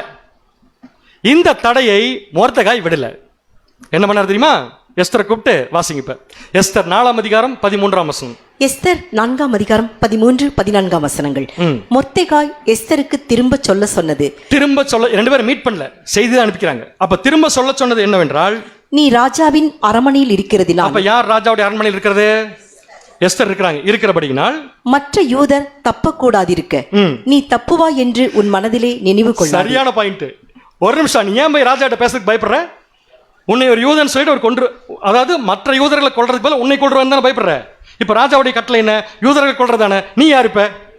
அப்ப நீ மட்டும் விட்டு வச்சு நினைக்கிறியா? மைண்ட் அப்படியே கிரியேட் வேலை செய்ய ஆரம்பிக்குது. அப்படியா? அப்படின்னா பேசாம விட்டாலும் நான் செத்துருவேன். அதுக்கு பதிலா பேசிட்டு என் ஜனங்களை காப்பாத்திட்டு செத்துறேன். ஒரு செகண்ட் தான் அந்த வார்த்தை. படிங்க பார்த்தது 14ஆம் வசனம். காலத்திலே மௌனமாய் இருந்தால், நீ இந்த காலத்தில் மௌனமாய் இருந்தால் யூதருக்கு சகாயமும் ரட்சிப்பும் வேறொரு இடத்திலிருந்து எழுந்து. அவர் சொல்லிட்டார், நீ ஒன்றும் பிரச்சனை இல்லை, வேணா போறாந்து போய்க்கோ, தேவன் எப்படி காப்பாற்றணும் என்ன பண்ணிக்குவாரு, அப்படி காப்பாத்திக்குவாரு. ஒருவேளை அந்த வாய்ப்பு உனக்கு தேவன் கொடுத்திருந்தா, இப்ப நான் சொல்றத உள்ள வாங்கு, தலையை அபிஷேகம் பண்ணிக்கிற பண்றார் வாங்கு. அப்பொழுது நீயும் உன் தகப்பன் குடும்பத்தாரும் அழிவீர்கள். நீ இப்படிப்பட்ட காலத்துக்கு உதவியா இருக்கும்படி உனக்கு ராஜ மேன்மை கிடைத்திருக்கலாமே. ஒருவேளை இந்த வேலைக்காக தேவன் என்ன பண்ணிருக்கலாம் ஏற்படுத்தி. இதெல்லாம் அந்த தாட்ஸ் உள்ள போக போக அந்த மைண்ட் எப்படி ஒர்க் பண்ண ஆரம்பிக்கலாம். அதனாலதான் நான் அரண்மனைக்குள் இருக்கேன்னா. இதை யார் தூண்டினப்ப? முருதகா இல்லைன்னப்ப இந்த விஷயம் என்ன இருக்காது. உண்மையா இருந்தா கூட உங்களுக்கு தெரிஞ்சிருக்காது. அப்ப ஒரு சகோதரனாலதான் என்ன பண்ண முடியும்னா, ஒரு சகோதரனுக்கு சொல்ல முடியும். ஒரு சகோதரியால தான் ஒரு சகோதரிக்கு என்ன பண்ண முடியும், சொல்ல முடியும். அதுக்கு தாங்க இந்த ஐக்கியம். எதுக்குன்னா அவங்களுக்கு கொடுத்த வேலையை அவங்க பர்ஃபெக்டா செஞ்சு முடிக்கிறதுக்கு. வாசிங்க இப்ப. உனக்கு ராஜ்யமேன்மை கிடைத்திருக்கலாமே, யாருக்கு தெரியும் என்று சொல்ல சொன்னான். யாருக்கு தெரியும் சொன்ன இந்த நியூஸ் கேட்ட உடனே அந்த அம்மாவுடைய ரியாக்ஷனை பாருங்களேன். எஸ்தர் 4ஆம் அதிகாரம் 15-16 வசனங்கள். அப்பொழுது எஸ்தர் மொர்தெகாய்க்கு மறுபடியும் சொல்ல சொன்னது. இந்த அம்மா லெட்டர் அனுப்புது. இப்ப பாரு நான் அனுப்புற லெட்டர். நீர் போய் சூசானில் இருக்கிற யூதரை எல்லாம் கூடி வர செய்து 3 நாள் அல்லும் பகலும் புசியாமலும் குடியாமலும் இருந்து எனக்காக உபவாசம் பண்ணுங்கள். எல்லாரும் போய் என்ன பண்ணுங்க, எனக்காக உபவாசம் பண்ணுங்க. நான் என்ன தெரியுமா பண்ண போறேன் இப்ப? நானும் என் தாதிமாரும் உபவாசம் பண்ணுவோம். இவ்விதமாக சட்டத்தை மீறி ராஜாவினிடத்தில் பிரவேசிப்பேன். ராஜாவினிடத்தில் நான் போய் பிரவேசிப்பேன். நான் செத்தாலும் சாகிறேன் என்று சொல்ல சொன்னாள். ஒரே சாப்டர், நாளே வசனம் தான். ஒரே ஒரு கருத்து தான் உள்ள போச்சு. இப்ப மொர்தெகாய் எஸ்தருக்கு என்ன பண்ணியிருக்காரு? தலையை, இது வேற யாரும் செய்ய வேண்டியது, அந்த அம்மா செய்ய வேண்டிய வேலை தான். செய்யறதுக்கு தலையை அபிஷேகம் பண்ணிட்டார். இப்ப புரிஞ்சவங்களுக்கு தேவனுடைய ஊழியத்தை செய்யறதுக்கு தலையை அபிஷேகம் பண்ணிட்டார். இந்த மாதிரி நம்ம ஒவ்வொருத்தருக்கு தேவன் டாஸ்க் வச்சிருப்பாரா? சகோதரர்களே, அப்படி எங்களுக்கு அந்த மாதிரி தனிப்பட்ட முறையில் எதுவும் இல்லை. அவர் ஏதாவது வச்சிருந்துருக்கலாம், வச்சிருப்பார், வச்சிருக்க மாட்டாரா? வச்சிருப்பார்ல. அந்த வேலையை நமக்கு சில சமயத்தில் தெரியாம இருக்கலாம்ல. என்னங்க சொல்றீங்க? தெரியும் பிரதர், உங்களால முடியும் அந்த வேலையை அப்படின்னு சொல்றதுக்கு ஒரு சகோதரன் இருக்கார்ல. அப்படின்னு என்ன அர்த்தம்? அந்த சகோதரன் சொல்ல தேவன் சொல்றாரு, உங்களால முடியும் பாரு, போங்க நீங்க தைரியமா பண்ணுங்க அப்படின்னு சொல்றதுக்கு ஒரு சகோதரன் இருக்காரு இல்லையா? அந்த சகோதரனை ஏற்படுத்தினது யார் தான்? தேவன் தான். எதுக்கு ஏற்படுத்தினாரு? தலையை அபிஷேகம் பண்ணுறது. அப்படி தலையை அபிஷேகம் பண்ணப்படும் போது விஷயம். இப்போ கூட சில சமயத்தில் சில சகோதரர்கள் சில வேலைகளை செய்ய முடியாம இருக்கிறதுக்கு பல காரணங்கள் இருக்கலாம், தடைகள் இருக்கலாம், வீட்டில் இருக்கலாம், ஆஃபீஸில் இருக்கலாம். இந்த விஷயத்தை நம்ம யார்கிட்ட போய் ஷேர் பண்ணாலும் நமக்கு தீர்வு கிடைக்காது. நீங்கள் வேணா ஷேர் பண்ணி பாருங்க, என்ன சொல்றாங்க பாருங்க. வேறனால மீட்டிங்கே போக முடியல, உங்கள் ஆஃபீஸில் போய்ட்டு சொல்லி பாருங்க என்ன சொல்லுவாங்க. அவங்க மீட்டிங் அதுக்கு எதுக்கு போகிறேன், இங்கே உட்காருங்க, அவ்வளோ முடிஞ்சது. இதே ஒரு சகோதரன் சொன்ன என்ன சொல்லுவார்? பிரதர் கவலையப்படாதீங்க, நீங்கள் பாட்டுக்கு வந்துருங்க, நான் பார்த்துக்கிறேன். ஒருவேளை உங்களுக்கு ஏதாவது தப்பா ஒரு விஷயம் நடந்துச்சுன்னு வச்சுக்கோங்களேன், நாங்கள் இருக்கிறோம் பார்த்துக்கிறதுக்கு. கழுவுங்க தலையை அபிஷேகம் பண்ணுங்க. ஆட்டோமேட்டிக்காக சகோதரன் சொல்ல செத்தாலும் சரி இனிமேல் நான் மீட்டிங் வராமல் இருக்க மாட்டேன். இந்த உறுதியை ஒரு சகோதரனால தான் ஒரு சகோதரனுக்கு கொடுக்க முடியும். இப்படித்தான் தேவன் சரீரத்தில் அவயவங்களை டிசைன் பண்ணி வச்சிருக்கார். இதுக்கு பேர் தான் தலைய அபிஷேகம். மாற தலையை கழுவிடாதீங்க, அது முக்கியமான விஷயம். அடுத்த பாயிண்ட், தலை கழுவுறது கடைசியாக வரேன். அடுத்த முக்கியமான பாயிண்ட் என்ன, அந்த சகோதரனிடத்திலையோ சகோதரி இடத்துலையோ அடிக்கடி நீங்க நம்முடைய ஃபெய்த் பற்றின கேள்விகளை அதிகமாக கேட்டுக்கிட்டே இருங்க. இப்போ நான் ஒரு கேள்வி கேட்கட்டுமா உங்ககிட்ட? கேட்கணும், கேட்குறேன். ஓகே, யோவான் ஸ்நானகனுக்கு இயேசு கிறிஸ்து மேசியான்னு தெரியுமா தெரியாதா? யோவான் ஸ்நானகனா அது யாருன்னு சொல்லுங்கன்னு பார்க்குற மாதிரி இருக்குது. தெரியுமா தெரியாதுங்களா? தெரியும். அப்புறம் அதுக்கு நீதானா அல்லது வேற ஒருத்தர் வரணுமான்னு கேட்டார். இப்போ என்ன பண்ண ஆரம்பிச்சிட்டீங்க நீங்க? இப்போ நீங்க என்ன பண்ண ஆரம்பிச்சிருக்கீங்க சொல்லுங்க, என்ன பண்ண ஆரம்பிச்சிருக்கீங்க? இப்போ யோசிக்க ஆரம்பிச்சிட்டீங்க. இதே என்ன காரணத்துக்காக அவர் அரெஸ்ட் பண்ணாங்க அப்படின்னு சொன்ன எதை யோசிக்க ஆரம்பிப்பீங்க நீங்க? நான் கண்டுபிடிச்சு வந்து நாளைக்கு சொல்றேன் பாரு எதுக்கு அவர் அரெஸ்ட் பண்ணாங்கட்டு. என்ன பிரயோஜனத்தினால? ஒன்றும் பிரயோஜனம். அவரும் அரெஸ்ட் ஆகி ஒன்றும் பண்ண போறது, நம்ம படிச்சு நம்மள ஒன்று போகிறோம். ஆனால் இதே கேள்வியை கேட்கறதுனால ஒரு சகோதரன் இந்த கேள்வியை மனசுக்குள்ள வச்சுட்டு நேராக வீட்டுக்கு போய் சரி பைபிள் எடுத்து படிக்கலாம் அப்படின்னு படிக்கும்போது பதில் கிடைக்குது இல்லையா, அது அடுத்த விஷயம், விட்டுருங்க. படிக்கிறார்கள் எடுத்து. இதுக்கு பேர் தான் தலையை அபிஷேகம் பண்ணுறது. பண்ணியிருக்கோமா இது வரைக்கும்? பெரைன் ஸ்டடி வந்து உட்காந்து பாருங்களேன், இதே மாதிரி கேள்வி தான் எங்கே பார்த்தாலும் ஃபுல்லாக இதே கேள்வி. இது ஞாயிற்றுக்கிழமை முடியறது இல்லை, அது தெரியுமா உங்களுக்கு விஷயம்? ஞாயிற்றுக்கிழமை பூரா கேள்வி கேட்டு அனுப்பிச்சிடுறாங்க. திங்கக்கிழமை வந்து ஒருத்தராக ஃபோன் பண்ணி இதுக்கு என்ன பதில், இதுக்கு என்ன பதில், நைட்லேருந்து ஆரம்பிச்சிடுறாங்க ஃபுல்லாக. ஞாயிற்றுக்கிழமை நைட்லேருந்து இதுக்கு நம்ம என்ன பண்ண வேண்டியதாக இருக்குது? படிக்க வேண்டியதாக இருக்குது. ஒரு சகோதரன் கேட்குறாரு, எதனால பிரதர் இயேசு கிறிஸ்து அரெஸ்ட் பண்ண வந்த போர்ச்சவர்கள் நான் தான் இயேசு கிறிஸ்துன்னு சொன்னால் எதுக்கு பின்னிட்டு விழுந்தாங்க? கொஸ்டின் யோசிக்கிறோம், எதுக்கு பின்னிட்டு விழுந்தாங்க? அதுக்கு பல காரணங்கள், பல பதில்களுக்கு தப்பாக கூட போகலாம், பதில் தப்பே இல்லை. அந்த ஒரு கேள்வி நம்மளை பைபிள் எடுத்து படிக்க வைக்குது இல்லை? இந்த தாட்டை ஒரு சகோதரனுக்குள்ள புகுத்த வேண்டிய பொறுப்பு யாருக்கு தான் இருக்குது? நமக்கு தான் இருக்குது, சகோதரனுக்கு தான் இருக்குது, சகோதரிக்கு தான் இருக்குது. சரிங்களா? அப்போஸ்தலனாகிய பவுல் எப்படி இத்தனை மண்டை அபிஷேகம் பண்ணார்?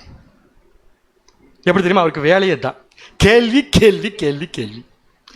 ஒரு தடவை ஏதென்ஸ் பட்டணத்தில் சீலாவுக்காகவும் தீமோத்தேயுக்காகவும் வெயிட் பண்ணுறாரு. ஒரு சமயத்தில் இதெல்லாம் நம்ம ரீப்ரின்ஸ்லேயே படிச்சிட்டோம். அவங்க வரதுக்காக வெயிட் பண்ணுறப்ப சும்மா ஏன் இருக்குன்னு சொல்லிட்டு நேராக சுற்றி பார்க்குறாரு. அந்த பட்டணம் முழுக்க விக்கிரகங்களால் நிறைந்த பட்டணம். ஒவ்வொரு விக்கிரகத்தையே பார்த்து அங்கே வணங்கிட்டு இருக்க ஒருத்தருக்கு இப்படி கேள்வி, இந்த விக்கிரகம் பேசுமா? இப்படி கேட்டிருந்தான்னு வச்சுக்கோங்க, அவர் என்ன பண்ணுவார்? போப்பா, சாமி எப்படி பேசும்? அடுத்த ஒரு கேள்வி, சாமி எப்படி பேசுனா சாமி எப்படி செய்யும் உனக்கு? இந்த மாதிரி கேள்வி கேட்காங்க. என்ன ஆகுதுன்னா, ஒரு 100 பேருக்கு அந்த கேள்வி வந்து பிடிக்காம போனால் கூட 2 பேர் அதை தெரிஞ்சிருவாங்க கண்டிப்பாக. வாசிங்க பேர் அப்போஸ்தலர் 17ஆம் அதிகாரம் 16ஆம் வசனம். அப்போஸ்தலர் 17ஆம் அதிகாரம் 16, 17ஆம் வசனங்கள். அத்தேனை பட்டணத்தில் பவுல் அவர்களுக்காக காத்து கொண்டிருக்கையில், அவர்களுக்காக யாரு? சீலா தீமோத்தேயுக்காக காத்து கொண்டிருக்கையில் அந்த பட்டணம் விக்கிரகங்களால் நிறைந்திருக்கிறதை கண்டு தன் ஆவியில் மிகுந்த வைராக்கியம் அடைந்து, ஆவியில் மிகுந்த முடிவு பண்ணிட்டார். எத்தனை தலை இன்னைக்கு நம்ம அபிஷேகம் பண்ண போறோம் பாருங்க, முடிவு பண்ணிட்டார். ஜெப ஆலயத்தில் யூதரோடும் பக்தியுள்ளவர்களோடும் சந்தை வெளியில் எதிர்ப்பட்டவர்களோடும் தினம்தோறும் சம்பாஷணை பண்ணினான். ஆக்சுவலா ஒரு சிச்சுவேஷன் என்ன ஆகுதுன்னா, இவர் முன்னாடி இருக்காருன்னா பின்னாடி யாரும் என்ன பண்ணிருக்க மாட்டாங்க, போயிருக்கவே மாட்டாங்க. வரவங்க போறவங்களா பிடிச்சி என்ன பண்றாங்கன்னா சம்பாஷணை பண்ணான்னு இருக்குது. வெவ்வேறு டிரான்ஸ்லேஷன்ல வெவ்வேறு இருக்குது. கண்டிப்பா அங்க கொஸ்டின் ரைஸ் பண்ணிருக்காரு, விவாதிச்சிருக்காரு அவங்க கூட. அப்படி பண்ணும்போது பாருங்க என்ன நடக்குதுன்னு பார்க்கலாம். அங்க இருக்கிற ஜனங்கள் என்ன பண்றாங்கன்னா, அவரை கூட்டிட்டு போறாங்க.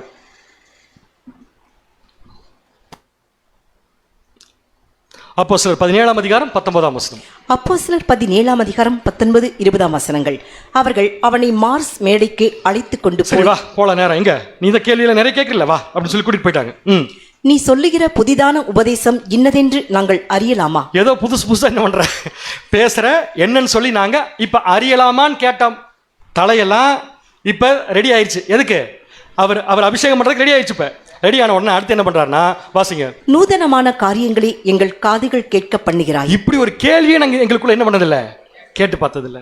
நூதனமான காரியங்களை நீ இப்படி நம்மளை பார்த்து யாராவது ஒரு சகோதரன் கேட்டிருக்காரா? எப்படி பேர் இந்த கொஸ்டின் உங்களுக்குள்ள வருது? இந்த கேள்வி நீங்க கேட்டதுனால தான் இந்த விஷயத்தை கண்டுபிடிச்சேன். என்ன அர்த்தம்? கேட்கணும் இனிமேல் அப்படின்னு முடிவு பண்ணிருக்கீங்கன்னு அர்த்தம். கரெக்டா? சரி, ஓகே. அவைகளின் கருத்து இன்னதென்று அறிய மனதா இருக்கிறோம் என்றார்கள். இதுக்கு மேல என்ன சான்ஸ் வேணும் அவளுக்கு? மனதா இருக்கிறேன்னு சொல்லிட்டு அப்போ உட்கார வச்சு கிளியரா விக்கிரகங்களை பத்தி ஒரு சப்ஜெக்ட் எடுத்து முடிச்சிட்டாரு. சரி, எல்லாரும் கேட்டாங்களா? ஓகேண்டு இல்லை, ஆனா கேட்டாங்கல்ல கொஞ்சம் பேரு. வாசிக்கலாம் பாருங்க. அப்போஸ்தலர் 17ஆம் அதிகாரம் 34ஆம் வசனம். சிலர் அவனை பற்றி கொண்டு விசுவாசிகள் ஆனார்கள். இப்ப சொல்லுங்க, இந்த விசுவாசிகளா மாறினதுக்கு என்ன காரணம்? கொஸ்டின் கேள்வி, பக்திக்கு விருத்திக்கான கேள்வி கேட்டு கேட்டு கேட்டு என்ன பண்ணிருக்காருன்னா அவங்களை ட்ரெயின் அப் பண்ணியிருக்கார்.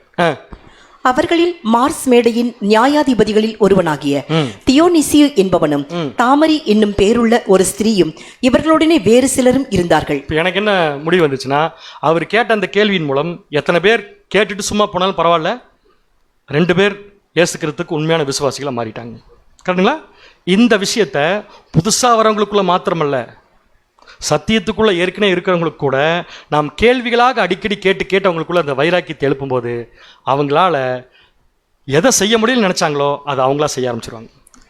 ஒரு சிலர் பைபிளை எடுத்து படிக்காம இருக்கலாம். இன்னும் எனக்கு அந்த பழக்கம் இல்லைங்க பேர், என்னால் முடியாது, அது நான் கேட்டு மட்டும் தெரிஞ்சுக்கிறேன் அப்படிங்கிறவங்க கூட நீங்கள் பைபிள் எடுத்து படிக்கலாங்கிற ஒரு கண்டிஷன் கொண்டு போய் விடுற சகோதரன் கேட்கக்கூடிய கேள்விதான். கேட்டு கேட்டு கேட்டு கேட்டு பார்க்குறோம். ஸோ இந்த விஷயங்கள் எல்லாமே நம்ம செய்யறது தான் ஒரு சகோதரனை நம்ம என்ன பண்ணிருக்கோம்னு பார்த்தீங்கன்னா தயார்படுத்துகிறோம். ஸோ இந்த பாயிண்ட்ஸ் மட்டும் இல்லை, தலையை கழுவுறது, கரெக்ட், தலையை அபிஷேகம் பண்ணுறது. இன்னும் 2-3 பாயிண்ட் மட்டும் பார்க்கலாம். ஒரு விஷயத்தை அவங்கள விவாதிக்க அனுமதிப்பது அல்லது படித்த விஷயத்தை சொல்ல அனுமதிப்பது. என்ன பண்ணுங்க தெரியுமா? ஒரு பேர்கிட்ட சொல்லிடுங்க அல்லது ஒரு சிஸ்டர்கிட்ட சொல்லிடுங்க, சிஸ்டர் இந்த யோவான் ஸ்நானன் விஷயத்தை பற்றி நீங்கள் என்ன பண்ணுங்க, அடுத்த வாரம் வீட்டில் போய் என்ன பண்ணுங்க, படிச்சுட்டு வாங்க. அப்படின்னு சொல்லும்போது அவர்கள் அந்த விஷயத்தை படிச்சுட்டு வந்தாங்கன்னா அதை சொல்கிறதுக்கு அவங்களுக்கு நீங்கள் என்ன பண்ணுங்கன்னா முக்கியத்துவம் கொடுங்க.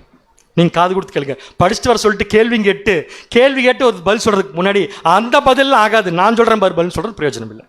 அது தலையை அபிஷேகம் பண்ணுற விஷயமா இருக்காது. அவங்களுக்கு நீங்கள் என்ன பண்ணுங்கன்னா அனுமதி கொடுங்க.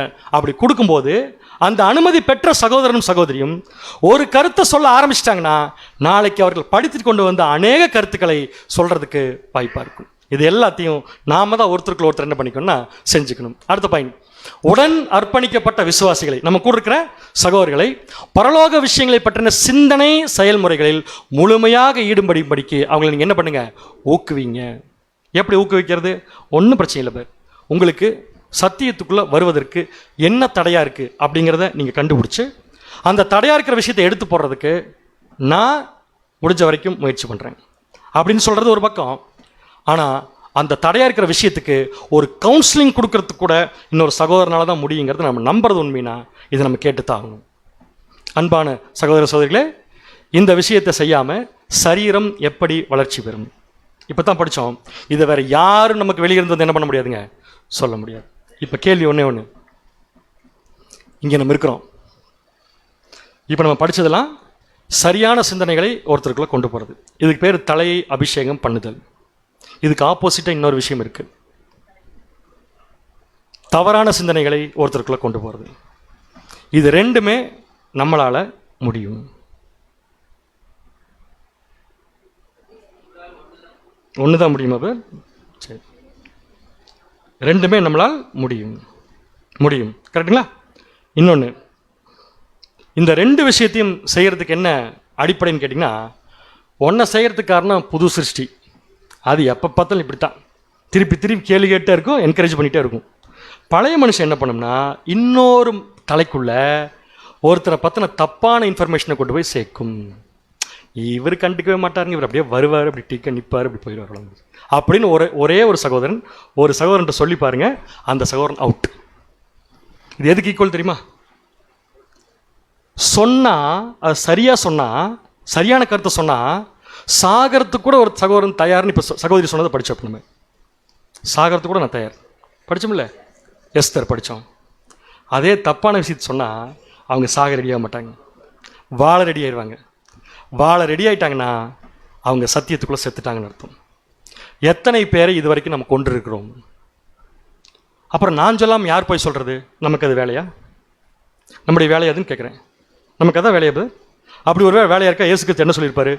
முடிஞ்ச வரைக்கும் உங்களை பற்றி மற்றவங்களை பற்றி போய் எல்லாத்திட்டையும் என்ன பண்ணுங்க நீங்கள் சொல்லுங்கள். இங்கே சொல்லியிருக்காரு. அப்படி ஏன் சொல்கிறோம்னா நம்முடைய பழைய மனுஷன் நம்மளை தூண்டுது. இதெல்லாம் சொல்கிறதுக்கு என்ன காரணம்னா, நடுவில் இருக்க பார்த்தீங்கன்னா இதான் நாம, சரிங்களா பேர்? இது நம்ம நல்ல கருத்துக்களை சொல்ல ஒரு விஷயம், இது தவறான கருத்துக்களை சொல்கிற விஷயம். ஏன் நல்ல கருத்துக்கள் சொல்கிற அதே ஆள் தவறான கருத்துக்களை ஏன் சொல்கிறார்? அல்லது தவறான கருத்துக்களை ஏன் சொல்கிறாருன்னா, சொல்கிறவருடைய மண்டையை ஒருத்தரை இன்னும் அபிஷேகம் பண்ணலின்னு அர்த்தம். Right or wrong? சொல்கிறவருடைய தலையை யார் என்ன பண்ணல? இந்த மாதிரி யாராவது உங்களுக்கு கிடைச்சா, அது என்னவாக இருந்தாலும் சரி, முதல்ல உட்கார வச்சு நீங்கள் தலையை அபிஷேகம் பண்ணிடுங்க. உங்களுக்கு யாராவது உங்ககிட்ட தவறான கருத்தை திணிக்க வந்தா அல்லது தவறான விஷயத்தை பேச வந்தா அப்படியே உட்கார வச்சு அவர்களுடைய தலையை நீங்கள் தலையை எப்படி பேர் அபிஷேகம் பண்ணுறது? இப்போ தானே படித்தோம். என்ன பண்ணோம்? நேராக அவங்ககிட்ட ஒரு 4 கேள்வி கேளுங்க. என்ன கேள்வி தெரியுமா? சபையில் உங்களுக்கு தேவன் இந்த வேலையை கொடுத்துருக்கிறாரா? ஆமா இல்லை மட்டும் பதில் மட்டும் தான் சொல்லணும், வேற எந்த பதில் சொல்லக்கூடாது. சபையில் தேவன் உங்களுக்கு இந்த வேலையை கொடுத்துருக்காரா? கொடுத்துருக்காரு போல உங்களுக்கு. யார் யாரெல்லாம் தப்பு பண்ணாங்க, யார் யாரெல்லாம் கரெக்டாக பண்ணாங்க, இன்னொருத்தர் போய் சொல்லுங்கிற வேலையை தேவன் நம்ம கொடுத்துருக்காரா? இல்லை. அப்போ பதில் என்ன வரும்? நோ. இதனால் உங்களுக்கு ஏதாவது பிரயோஜனம் இருக்கா? பதில் என்ன? எனக்கு ஏதாவது பிரயோஜனம் இருக்கா? நோ. அப்போ எல்லாமே நோனா எதுக்கு வாய் மட்டும் எஸ் அப்படின்னு சொல்லி அபிஷேகம் பண்ணி உட்கார வச்சு இயேசு கிறிஸ்துவின் மலை பிரசங்கத்தை எடுத்து ஃபர்ஸ்ட் படிக்க சொல்லுங்க. அப்படி ஒரு வேலை பண்ணி அங்க நீங்க கேட்கிற கேள்வி நிமித்தம் அவர்கள் மாற்றப்பட்டால் அந்த தலையை சேர்த்து நம்ம அபிஷேகம் பண்ணியாச்சு. ஒரு தவறான கருத்து கூட ஒருத்தருகிட்டையும் போகாது. இதுதான் தேவன் நமக்கு கொடுத்திருக்கிற மிகப்பெரிய விஷயம். அடுத்த கேள்வி, ஒரு சகோதரன் ரைட் தாட்டை புகுத்துறதுக்கும் ராங் தாட்ஸை புகுத்துறதுக்கும் இடையில் எது மிக வலிமை வாழ்ந்தது? கேள்வி வேணா சிம்பிள் பண்ணிக்குமா?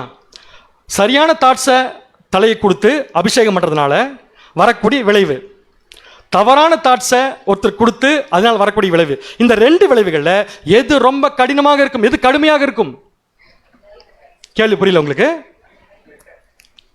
சரியான தாட்ஸ் பூத்துறதுனால அவர் வேலை செய்யற விஷயம் தீவிரமா இருக்குமா, தப்பான தாட்ஸை பூத்துறதுனால வரக்கூடிய விளைவு அதிகமா இருக்குமா? தப்பான தாட்ஸோடைய விளைவு தான் என்னவா இருக்கும்? அதிகமா இருக்கும். எக்ஸாம்பிள் பைபிள் இருந்து, ஒரு ஊர்ல தேவன் என்ன பண்ணாரு, ஊர்ல இருக்கிற அத்தனை தலைப்பிள்ளைகளும் கொண்டுட்டார். யாருக்காக? இஸ்ரேல் ஜனங்களுக்காக. வர வழியில பார்த்தீங்கன்னா செங்கடலை அப்படி பிளந்தார். அந்த ஆர்மி பூரா அழிச்சிட்டார். அப்புறம் நடந்து வரப்ப எதிரிகள் வந்தால் எதிரிகளையும் அழிச்சிட்டார். கேட்கறத பூரா கொடுத்தார். எதுக்காக தெரியுமா? ஒரே ஒரு காரணம், எப்படியாவது கானான் தேசத்துக்குள்ளே கொண்டு போகணும். மோசே உட்கார்ந்து அத்தனை பேருடைய மண்டையும் உட்கார்ந்து அபிஷேகம் பண்ணிக்கிட்டே இருக்கிறார். பரவாயில்ல தேவனை விட்டுருங்க, தேவனை இந்த ஒரு தடவை தான் தேவனை அப்படின்னு உட்கார்ந்து அபிஷேகம் பண்ணி கூட்டிகிட்டு போனால், இந்த 10 பேரும் சேர்ந்து என்ன பண்ணாங்க தெரியுமா? எந்த 10 பேர்? கானானை பார்க்க என்ன பண்ணாங்க? அழகாக வந்தாங்க, ஒன்றுமே பண்ணல பாருங்க. வந்தாங்க, நின்னாங்க. எதோட எஃபெக்ட் அதிகம்னு சொல்கிறேன். வந்தாங்க, நின்னாங்க. இங்கே பாருங்க, செத்து போகிறதுக்கு நம்மளை கொல்றதுக்கு பிளான் பண்ணியிருக்காங்க இந்த மோசேவும் தேவனும் சேர்ந்து. ஸோ இங்கே உள்ளே போனீங்கன்னா அங்கே இருக்கிற ஆளுக்கு பூரா கையோட அளவு பாருங்க, அங்கே இருக்கிற ஆள் பூரா நம்மளோட உடனே அந்த தலை ரியாக்ட் பண்ண, ஐயோ அதில் என்ன பண்ணிடலாம் பேசாமல் திரும்பி போயிடலான்னு ஒன்று. 1 வருஷ காலம் தலையை அபிஷேகம் பண்ண ப்ராசஸ் பூரா 1 செகண்டில் அவுட். அதுக்கப்புறம் 40 வருஷம் சுற்றுறாங்க. இப்போ புரியுது உங்களுக்கு என்னன்ட்டு, எதோட ரிசல்ட் அதிகன்ட்டு? வாசிங்க. இப்போ என்ன ஆகும்? 14 நாள் வாழ்க்கையே தலைகளாக மாறி போயிருக்கும். தேவன் விட்டுருந்தாருண்ணா பேசாமதை. என்னாகமம் 14ஆம் அதிகாரம் 4ஆம் வசனம். பின்பு அவர்கள் நாம் ஒரு தலைவனை ஏற்படுத்தி கொண்டு, நாம் ஒரு தலைவனை, மைண்ட் எப்படி திங்க் பண்ணுது பாருங்க. தேவன் கொடுத்த தலைவன் வேண்டாம், நாம் ஒரு தலைவனை ஏற்படுத்தி கொண்டு எகிப்துக்கு திரும்பி போவோம் வாருங்கள் என்று ஒருவரோடு ஒருவர் சொல்லிக் கொண்டார். திங்க் பண்ணி பாருங்க. ஒரு வாய், ஒரு 10 பேர், ஏறக்குறைய 24 லட்சம் பேருடைய தலை என்ன பண்ணியிருக்காங்கன்னா அப்படியே டோட்டலாக மாற்றிட்டாங்க சிந்தனை. இன்னொரு தலைவனை ஏற்படுத்திக்கோங்கிற எண்ணம் வருதுன்னு எவ்வளோ பெரிய விஷயம் இல்லையா? ஆனால் தேவன் காப்பாற்றினார். இது மட்டும் நடந்துருந்துச்சுன்னு வச்சுக்கோங்களேன், அத்தனை பேர்த்த தேவன் இவங்களுக்காக என்ன பண்ணியிருக்கார், அதெல்லாம் போயிருக்கும்ல. அப்போ தேவன் அத்தனை பேர்த்த சாக்ரிஃபைஸ் பண்ணி கொண்டு வந்த தியாகத்துக்கு மத்தியில் ஒரு 10 பேருடைய பேச்சு வாழ்க்கையை மாற்றுதுன்னா அந்த பேச்சுக்கு எவ்வளோ ஃபோர்ஸ் இருக்குங்கிறத யோசிச்சு பாருங்க.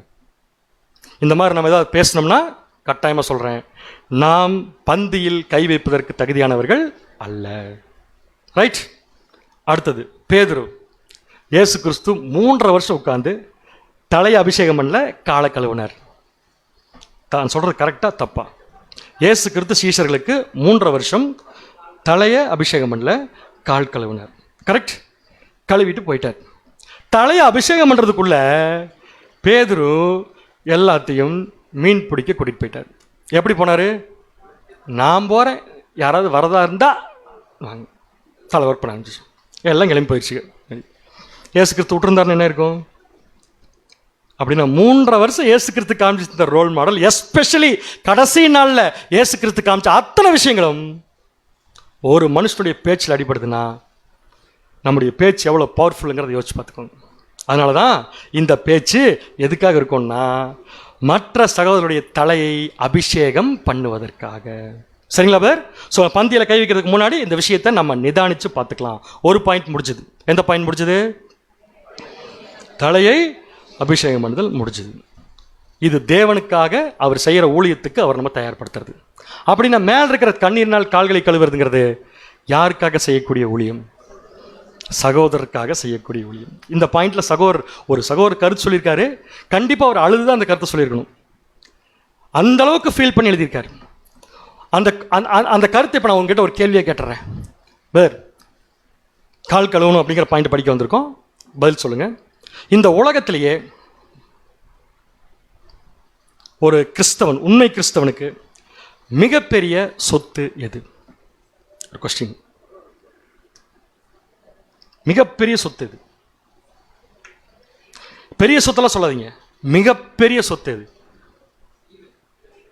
ஜீவன். இயேசு கிறிஸ்து. இதெல்லாமே கரெக்டு. மிகப்பெரிய சொத்து இது. இப்போ நம்ம எதை மிகப்பெரிய சொத்துன்னு சொல்லுவோம்? ஒரு வேல்யூ இருந்தால் தானே சொல்லுவோம். கரெக்டாக இல்லைங்களா? மிகப்பெரிய சொத்துன்னு எதை சொல்லுவோம்? அதனால் நமக்கு ஒரு பயன் இருந்தால் தானே சொல்லுவோம். அந்த அடிப்படையில் தான் கேள்வி கேட்குறேன். தேவனுடைய மற்ற ஜனங்களுக்கு இல்லை, தேவனுடைய பிள்ளைகளுக்கு மிகப்பெரிய சொத்து எது? சரியான பதில் உயிரோட இன்னைக்கு நம்ம கூட இருக்க நம்முடைய சகோதரர்கள் தான். உண்மை தெரியுங்களா? அது மரித்த சகோதரர்களுக்கு நம்ம இதை செய்ய முடியாது. அவங்க நமக்கு சொத்து தான். ஆனால் மிகப்பெரிய சொத்து யாதுன்னா இப்போ உயிரோடு இருக்கிற நம்முடைய சகோதரர்கள். இதை தான் எழுதுறாரு. What a beautiful illustration how true Christians should treat their most valuable asset on the earth. இப்போ நீங்கள் எல்லாரும் என்கிட்ட என்ன பதில் சொன்னீங்க? எது இருக்கிறதுல பெரிய சொத்துங்க பேர்? பதில் வரல சரியா. சகோதரர்கள் மட்டும்தான், சகோதரிகள் இல்லை. சகோதர சகோதரி இல்லையா? ஒரு மிகப்பெரிய சொத்து உங்ககிட்ட இருந்துச்சுன்னா அந்த சொத்தை நீங்கள் எப்படி பார்த்துக்குவீங்க? 50 லட்ச ரூபாய்க்கு இப்போ ஒரு கார் வாங்கி கீழே நிறுத்திட்டு வந்திருக்கிறோம். வாங்கினீங்கன்னா அப்புறம் இருக்குது, அது எடுத்த விஷயம். நிறுத்திட்டு வந்திருக்கிறோம். இப்போ சப்ஜெக்ட் கேட்குற மைண்ட் போகிற எங்கே இருக்கும்? எங்கே இருக்கும்? கரெக்ட் தானே? அதே மாதிரி இப்போ நமக்கு இருக்கிறதுலே 50 லட்சம் இல்லை, 500 கோடி இல்லை, 5000 கோடிக்கு மேலே இருக்கிற சொத்து இங்கே உட்காந்துருக்கிற ஒருத்தர் தான் நமக்கு இல்லையா? அப்படின்னு ஆஃபீஸில் போய் உட்காந்துருக்கப்போ யார் நினச்சிட்டு இருக்கிறோம் நம்ம? எப்படி இந்நேரம் என்ன கஷ்டப்பட்டுருப்பார் அந்த சகோதரன், எப்படி தான் அவர் வேலைக்கு போய் வேலை செய்வாரோ, இப்படி தான் அந்த சகோதரி வீட்டில் உட்காந்து அத்தனை வேலையும் செய்வாங்களோ பாவம். இப்படி யோசிக்கிறோமா? அப்படி யோசிக்கிறதுல அது மிகப்பெரிய சொத்தாக நம்ம நினைக்கிறதுலேன்னு அர்த்தம். கரெக்ட். வேறு நீங்கள் சொல்கிறதெல்லாம் எங்கேயோ பரலோகத்தில் நடக்கிற விஷயம் மாதிரி இருக்குது. எங்களுக்கு இது பூமியில் நடக்கிற மாதிரி தெரியலையே. தெரியணும். பிகாஸ் நாம் உயிரோடு இருக்கிறோம். இன்னைக்கு நமக்கு நாம் உயிரோடு இருப்பதற்கு நம்முடைய வளர்ச்சிக்கும் தேவையான அத்தனை விஷயங்களும் நம்முடைய சகோதர சகோதரிகிட்ட மட்டும்தான் இருக்குன்னு இப்போ தான் படித்தோம். அப்படி இருக்கிறப்ப அவங்க தான் மிகப்பெரிய சொத்து. அவங்களை நம்ம எப்படி பார்த்துக்கிறோம்? ஒருவேளை ஒரு சகோதரன் உண்மையாலுமே இன்னொரு சகோதரனையும் இன்னொரு சகோதரியும் ஒரு மிகப்பெரிய சொத்தாக நினச்சி பார்த்தாருன்னா அவருடைய எண்ணம் பூரா அவங்க மேலே தான் இருக்கும். அப்படி இருந்துச்சுன்னா அந்த சகோதரன் இன்னொரு சகோதரனை தன்னுடைய வேல்யூபிள் அசட் நினச்சி பார்க்குற அந்த விஷயத்தை இன்னொருத்தர் பார்த்தா அவர் புரிஞ்சுக்க வராமா, நினைக்கிற இவர் தாங்க உண்மையாலுமே கிறிஸ்து. ஏன்னா என்னோட மற்றவங்களை நேசிங்கன்னு சொல்லி கொடுத்த கிறிஸ்து தானே. அப்போ ஒரு கிறிஸ்தவன் மற்ற சகோதரனை மிக உயர்ந்த சொத்தாக நினைக்கிறப்ப இன்னொருத்தர் பார்த்தாருன்னா அவர் முடிவு பண்ணிடுவார், இவர் தான் உண்மையான யாருன்னு பார்த்தீங்கன்னா கிறிஸ்து. கடைசி எழுதியிருக்காரு, in this we see Christ. Right. இதை எப்படி எஸ்டாப்ளிஷ் பண்ணுறது? எனக்கு மிகப்பெரிய சொத்து என் சகோதரன் தான், என்னுடைய மிகப்பெரிய சொத்து என் சகோதரி தான் அப்படிங்கிறத எப்படி ப்ராக்டிஸ் பண்ணுறது? சொன்னால் போதுமா, ப்ராக்டிஸ் பண்ணுமா? இயேசு கிறிஸ்து சொல்லிட்டாரு, ப்ராக்டிஸ் பண்ணுங்கன்னு சொன்னார். சொல்லுங்கள் சொன்னார்ல. அப்படின்னா எப்படி இதை செய்யறது? எப்படி இதை செய்யறதுன்னா கால் கழுவணும். எப்படி செய்யறது? அவர்கள் மீது நம்ம வைத்திருக்கிற அன்பை காமிக்கிறது ஒரு பாயிண்ட். கரெக்ட். 2வது பாயிண்ட்டு, சகோதரர்களுக்காக நம்ம ஊழியம் செஞ்சு அவங்கள தேவனுடைய ஊழியத்தை சிறப்பாக செய்ய வைக்கிறது. ஃபர்ஸ்ட் பாயிண்ட்டு, சகோதரர்கள் மனசுக்குள்ள நல்ல கருத்துக்களை கொண்டு போய் திணிச்சு அதன் மூலம் அவங்களை தேவனுடைய ஊழியத்துக்கு தயார்படுத்துறது. இது தலை அபிஷேகம் பண்ணுறது. கால கழுவுறது என்ன அர்த்தம்னா, சகோதரர்களுக்காக நாம் இறங்கி ஊழியம் பண்ணி அதன் நிமித்தமாக அந்த சகோதரர்களை தேவனுடைய ஊழியத்துக்கு தயார்படுத்துறது. இந்த 2 விஷயத்தில் எது ரொம்ப க்ளோரியஸ் ஒர்க் அப்படின்னு கேட்டிருக்காரு. 2 விஷயத்தில் எது ரொம்ப க்ளோரியஸ் ஒர்க்? எந்த 2 விஷயம்னா, ஒன்று தலையை அபிஷேகம் பண்ணுறது, இன்னொன்று கால கழுவுறது. இந்த 2ல் எது மிகப்பெரிய வேலை? நான் ரியாக்ஷன் காமிக்க மாட்டேன் கண்டிப்பாக. எது மிகப்பெரிய வேலை? 2மே. மாற்ற மாட்டேங்க பின்னாடி பதில மாற்றுவீங்க. சொல்லுங்க, மாற்றுவேன்னு சொல்லிடுங்க. நீங்கள் சொல்ல மாற்றிட்டே இருப்பானுங்க. சகோதரர் எழுதியிருக்காரு, இந்த 2ல் கால் கழுவுறது முதல் சொன்னதை விட பெரிய விஷயம்ட்டார். எப்படிங்கிறதுக்கு ஒரு உதாரணம் சொல்கிறேன் பாருங்க. தலையை அபிஷேகம் பண்ணும்போது நம்ம குனிய வேண்டியதில்லை. Right or wrong? தலையை அபிஷேகம் பண்ண நம்ம குனியணுமா? நின்றுட்டே அபிஷேகம் பண்ணலாம். அதன் மூலம் ஒரு செயல்பாடு நடந்து அவர் தேவனுடைய ஊழியத்துக்கு தயாராகலாம். இது தலையை அபிஷேகம் பண்ணுறது. கரெக்டுங்களா? ஆனால் காலை கழுவுறதுங்கிறது washing of another feet is not a glamorous work. எல்லாரும் விரும்பத்தக்க ஒரு வேலை கிடையாது. ஏன்னு கேட்டால் அதை செய்யும்போது நம்முடைய மொத்த அங்கமும் கீழே போகணும். அப்போ எது பெரிய வேலை நீங்கள் நினைக்கிறீங்க? ஏன் அப்படின்னு சொல்கிறாருன்னா, காலை கழுவுறவரும் இம்பர்ஃபெக்ட் தான். நான் கழுவ போகிறேன்னு வச்சுக்கோங்களேன், நானும் இம்பர்ஃபெக்ட் தான். நான் யாருக்கு காலை கழுவ போகிறேன்னு அவர் யார் தான்? அப்போ 2 இம்பர்ஃபெக்ட் சேர்ந்து ஒரு பர்ஃபெக்டான வேலையை பண்ணுறாங்க. 2 இம்பர்ஃபெக்ட் சேர்ந்து ஒரு பர்ஃபெக்டான வேலையை செய்யறதுக்கு கட்டாயமாக என்ன எல்லாம் செய்ய முடியாது. இல்லை இல்லை இல்லை இல்லை அன்பு அன்பு. எந்த அன்புன்னு பார்த்தீங்கன்னா அகாப்பே. அகாப்பே இல்லாமல் ஒரு இம்பர்ஃபெக்ட் இன்னொரு இம்பர்ஃபெக்ட் சேர்ந்து பர்ஃபெக்டான ஒரு ஒர்க் என்ன பண்ண முடியாதுன்னா செய்ய முடியாது. இதைத்தான் இயேசு கிறிஸ்து சொல்றாரு. வாசிக்கலாம். மார்க் 10:45. மார்க் 10:45.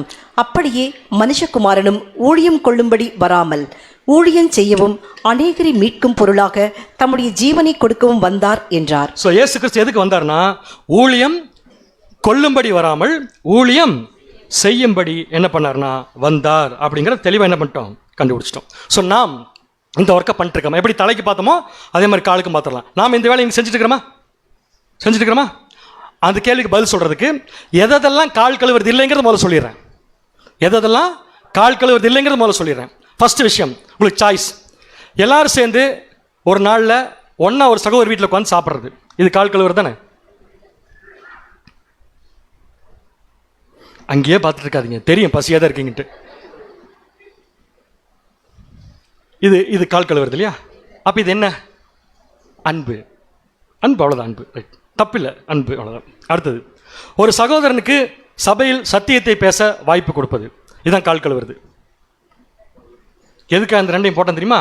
இந்த ரெண்டுக்கும் அர்த்தம் நம்ம நல்லா புரிஞ்சுக்கணுங்கிறதுக்காக தான் போட்டேன். இதெல்லாம் அன்புன்னு எடுத்தா கூட அகாப்பே கிடையாது. ஆக்சுவலாக கால் கழுவுறது அகாப்பே. சொல்லுங்க, சிம்பிளான எக்ஸாம்பிள் சொல்லுங்க. எப்படி தலைக்கு பார்த்தோம், அதே மாதிரி கால் கழுவுறதுக்கு சகோதரரை தயார்படுத்துவதற்காக நாம இறங்கி செய்கிற வேலை.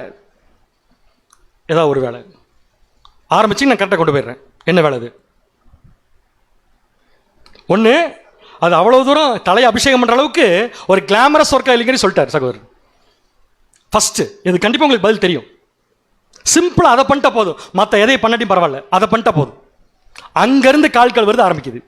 First, very first work. சரி, உங்கள் பதில் உங்கள் வாயிலிருந்து வர வைக்கிறேன், பாருங்க, பார்க்கலாமா? நேற்று ஒரு சகோதரனுக்கு உடம்பு சரியில்லைன்னு மெசேஜ் போட்டாங்களா? போட்டாங்க இல்லையா?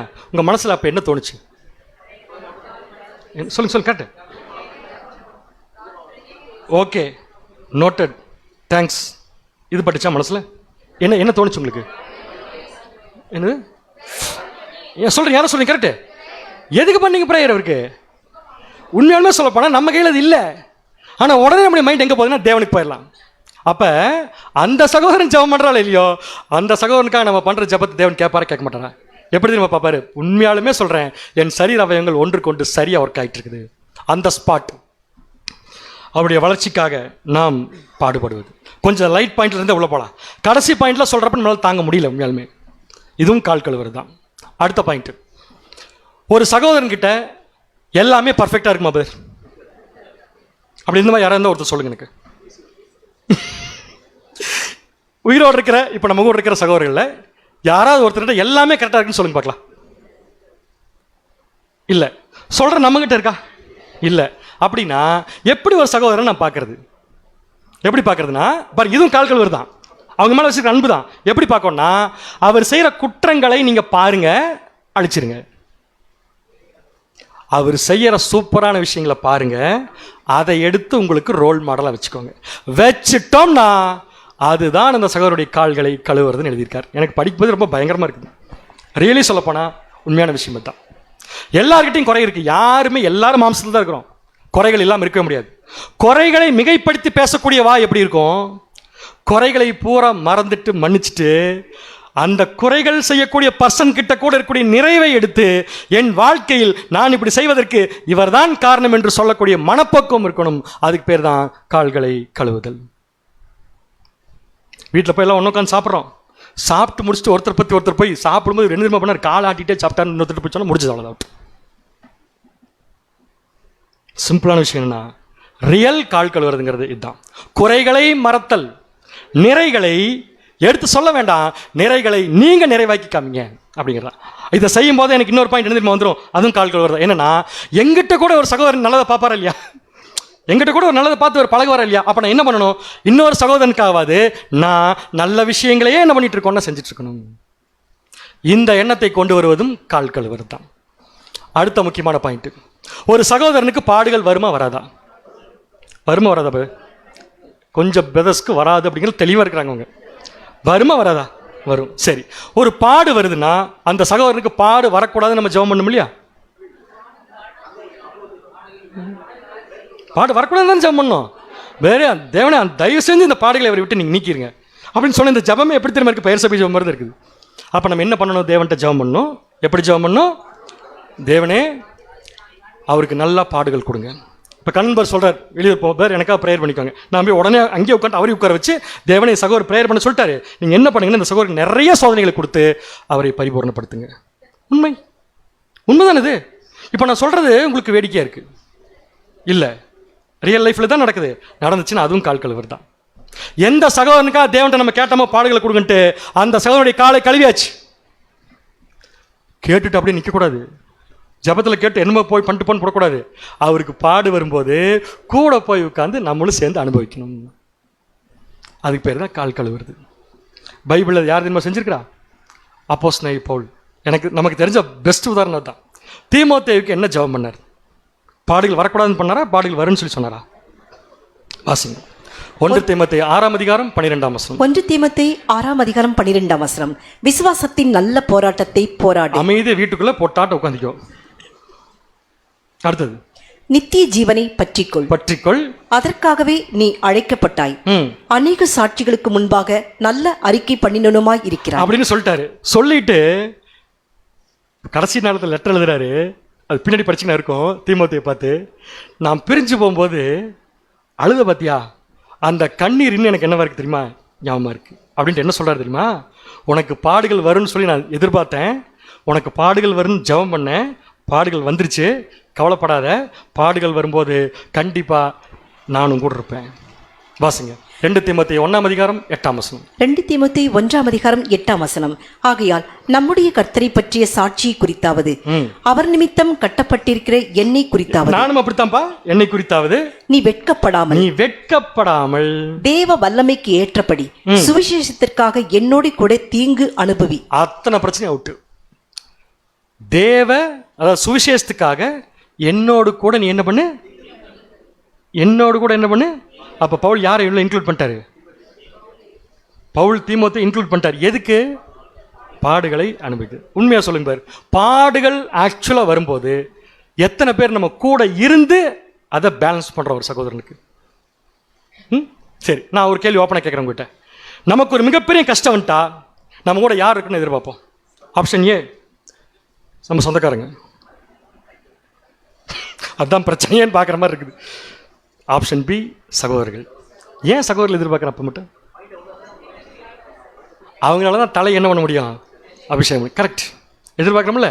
இப்போ பொன்னான பிரமாணம் என்ன சொல்லுது? அதையே தான் சொல்லுதுன்னா எதையே தான் சொல்லுது.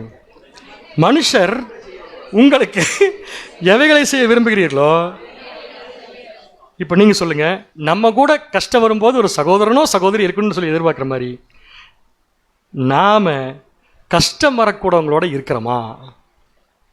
அப்படி இருந்தால் அதுக்கு பேர் தான் கால் கழுவுறது. எல்லா பாயிண்ட்ஸ் என்னால் சொல்ல முடியல, ஒரு சில முக்கியமான பாயிண்ட்ஸ் மட்டும் சொல்லிடுறேன். அடுத்த பாயிண்ட் எழுதுகிறார் சகோதரர். வாலண்டியரிங் எக்லீஷியா ப்ராஜெக்ட்ஸ் அப்படின்னு ஒரு கருத்து. ஆக்சுவலாக அந்த சப்ஜெக்ட் வந்து பைபிள் ஸ்டூடெண்ட்டில் ரொம்ப பழைய சப்ஜெக்ட்லாம் எடுத்திருக்கேன். எக்லீஷியா ப்ராஜெக்டா அப்படின்னு என்ன? சரி, எக்லீஷியான்னு என்ன? இந்த பில்டிங் தானே, இந்த பில்டிங் தானே எக்லீஷியா. இப்போ ஆக்சுவலி இதான் எக்லீஷியா. இது வந்து சும்மா நம்ம மறைப்புக்காக வச்சுருக்கோம். இதான் எக்லீஷியா, கரெக்டுங்களா? இந்த எக்லீஷியாவில் ப்ராஜெக்ட் இருக்கா இல்லையா? இருக்கு. என்ன ப்ராஜெக்ட் இருக்குது? தேவனுடைய திட்டம்ங்கிற ப்ராஜெக்ட் இருக்காம பாருங்களேன். தேவனுடைய ப்ராஜெக்ட் நான் கேட்கல, எக்லீஷியாவில் என்ன ப்ராஜெக்ட் இருக்குன்னு கேட்குறேன். படத்தையும் போட்டு நான் கேட்குறேன். நான் மேல இருந்து ஆரம்பிக்கிறேன். கன்வென்ஷன் நடக்குது இல்லையா? ஒன் டே கன்வென்ஷன் நடக்குது இல்லையா? நடக்குதா பேர்? அப்படின்னு என்ன அர்த்தம்? அது நடக்குது, நான் நடக்குது இல்லை? எத்தனை பேர் வாலண்டியராக ஃபோன் பண்ணி பிரதர் நாளைக்கு ஒன் டே கன்வென்ஷனுக்கு என்ன பண்ணுறது கேட்டிருக்கோம்? வேறு சாப்பாட்டுக்கு நீங்கள் எப்படி அரேஞ்ச் பண்ணிக்கிறீங்க கேட்டிருக்கோம். அதுக்கு நாங்களே தான் ஏற்கனவே கை தூக்கி டீக்கன்ஸ் எல்டர்ஸ்லாம் சேர்க்கணும், அவங்க பார்த்துக்குவாங்க. அந்த சகோதரனும் ஒரு உதவி இன்னொரு சகோதரன் எதிர்பார்ப்பாரா இல்லையா? ஏன் அது நம்மளா இருக்கக்கூடாது? அப்படி பண்ணோம்னா அதுக்கு பேர் தான் கால் கழுவுறது சொல்கிறார். வாலண்டியராக வரணும், யாரும் சொல்லியில் வரக்கூடாது. அது அவங்க வேலை, அவங்க செய்வாங்க, அவங்களே செய்யட்டும். ஆனால் அந்த சகோதரனை ஃபோன் பண்ணி பேர் நானே தான் உங்களுக்கு உதவி செய்யணுமா? கேட்பாரு. அப்படி கேட்டு செஞ்சா நாம செய்யற உதவி இந்த சகோதரனுக்கு இல்லை, ஒட்டுமொத்த எக்லிஷாக்கு சேர்த்தான். இந்த இடத்துல ஒரு கருத்து மட்டும் சொல்றேன். ஹால் கிளீனிங் அப்படிங்கிறது ஒரு ப்ராஜெக்டா இல்லையா? எக்லிஷா ப்ராஜெக்டா இல்லையா? பிரஸ்ல இல்லைட்டா அதெல்லாம் கிடையாது பாருங்க, எக்லிஷா ப்ராஜெக்ட் இல்லையா?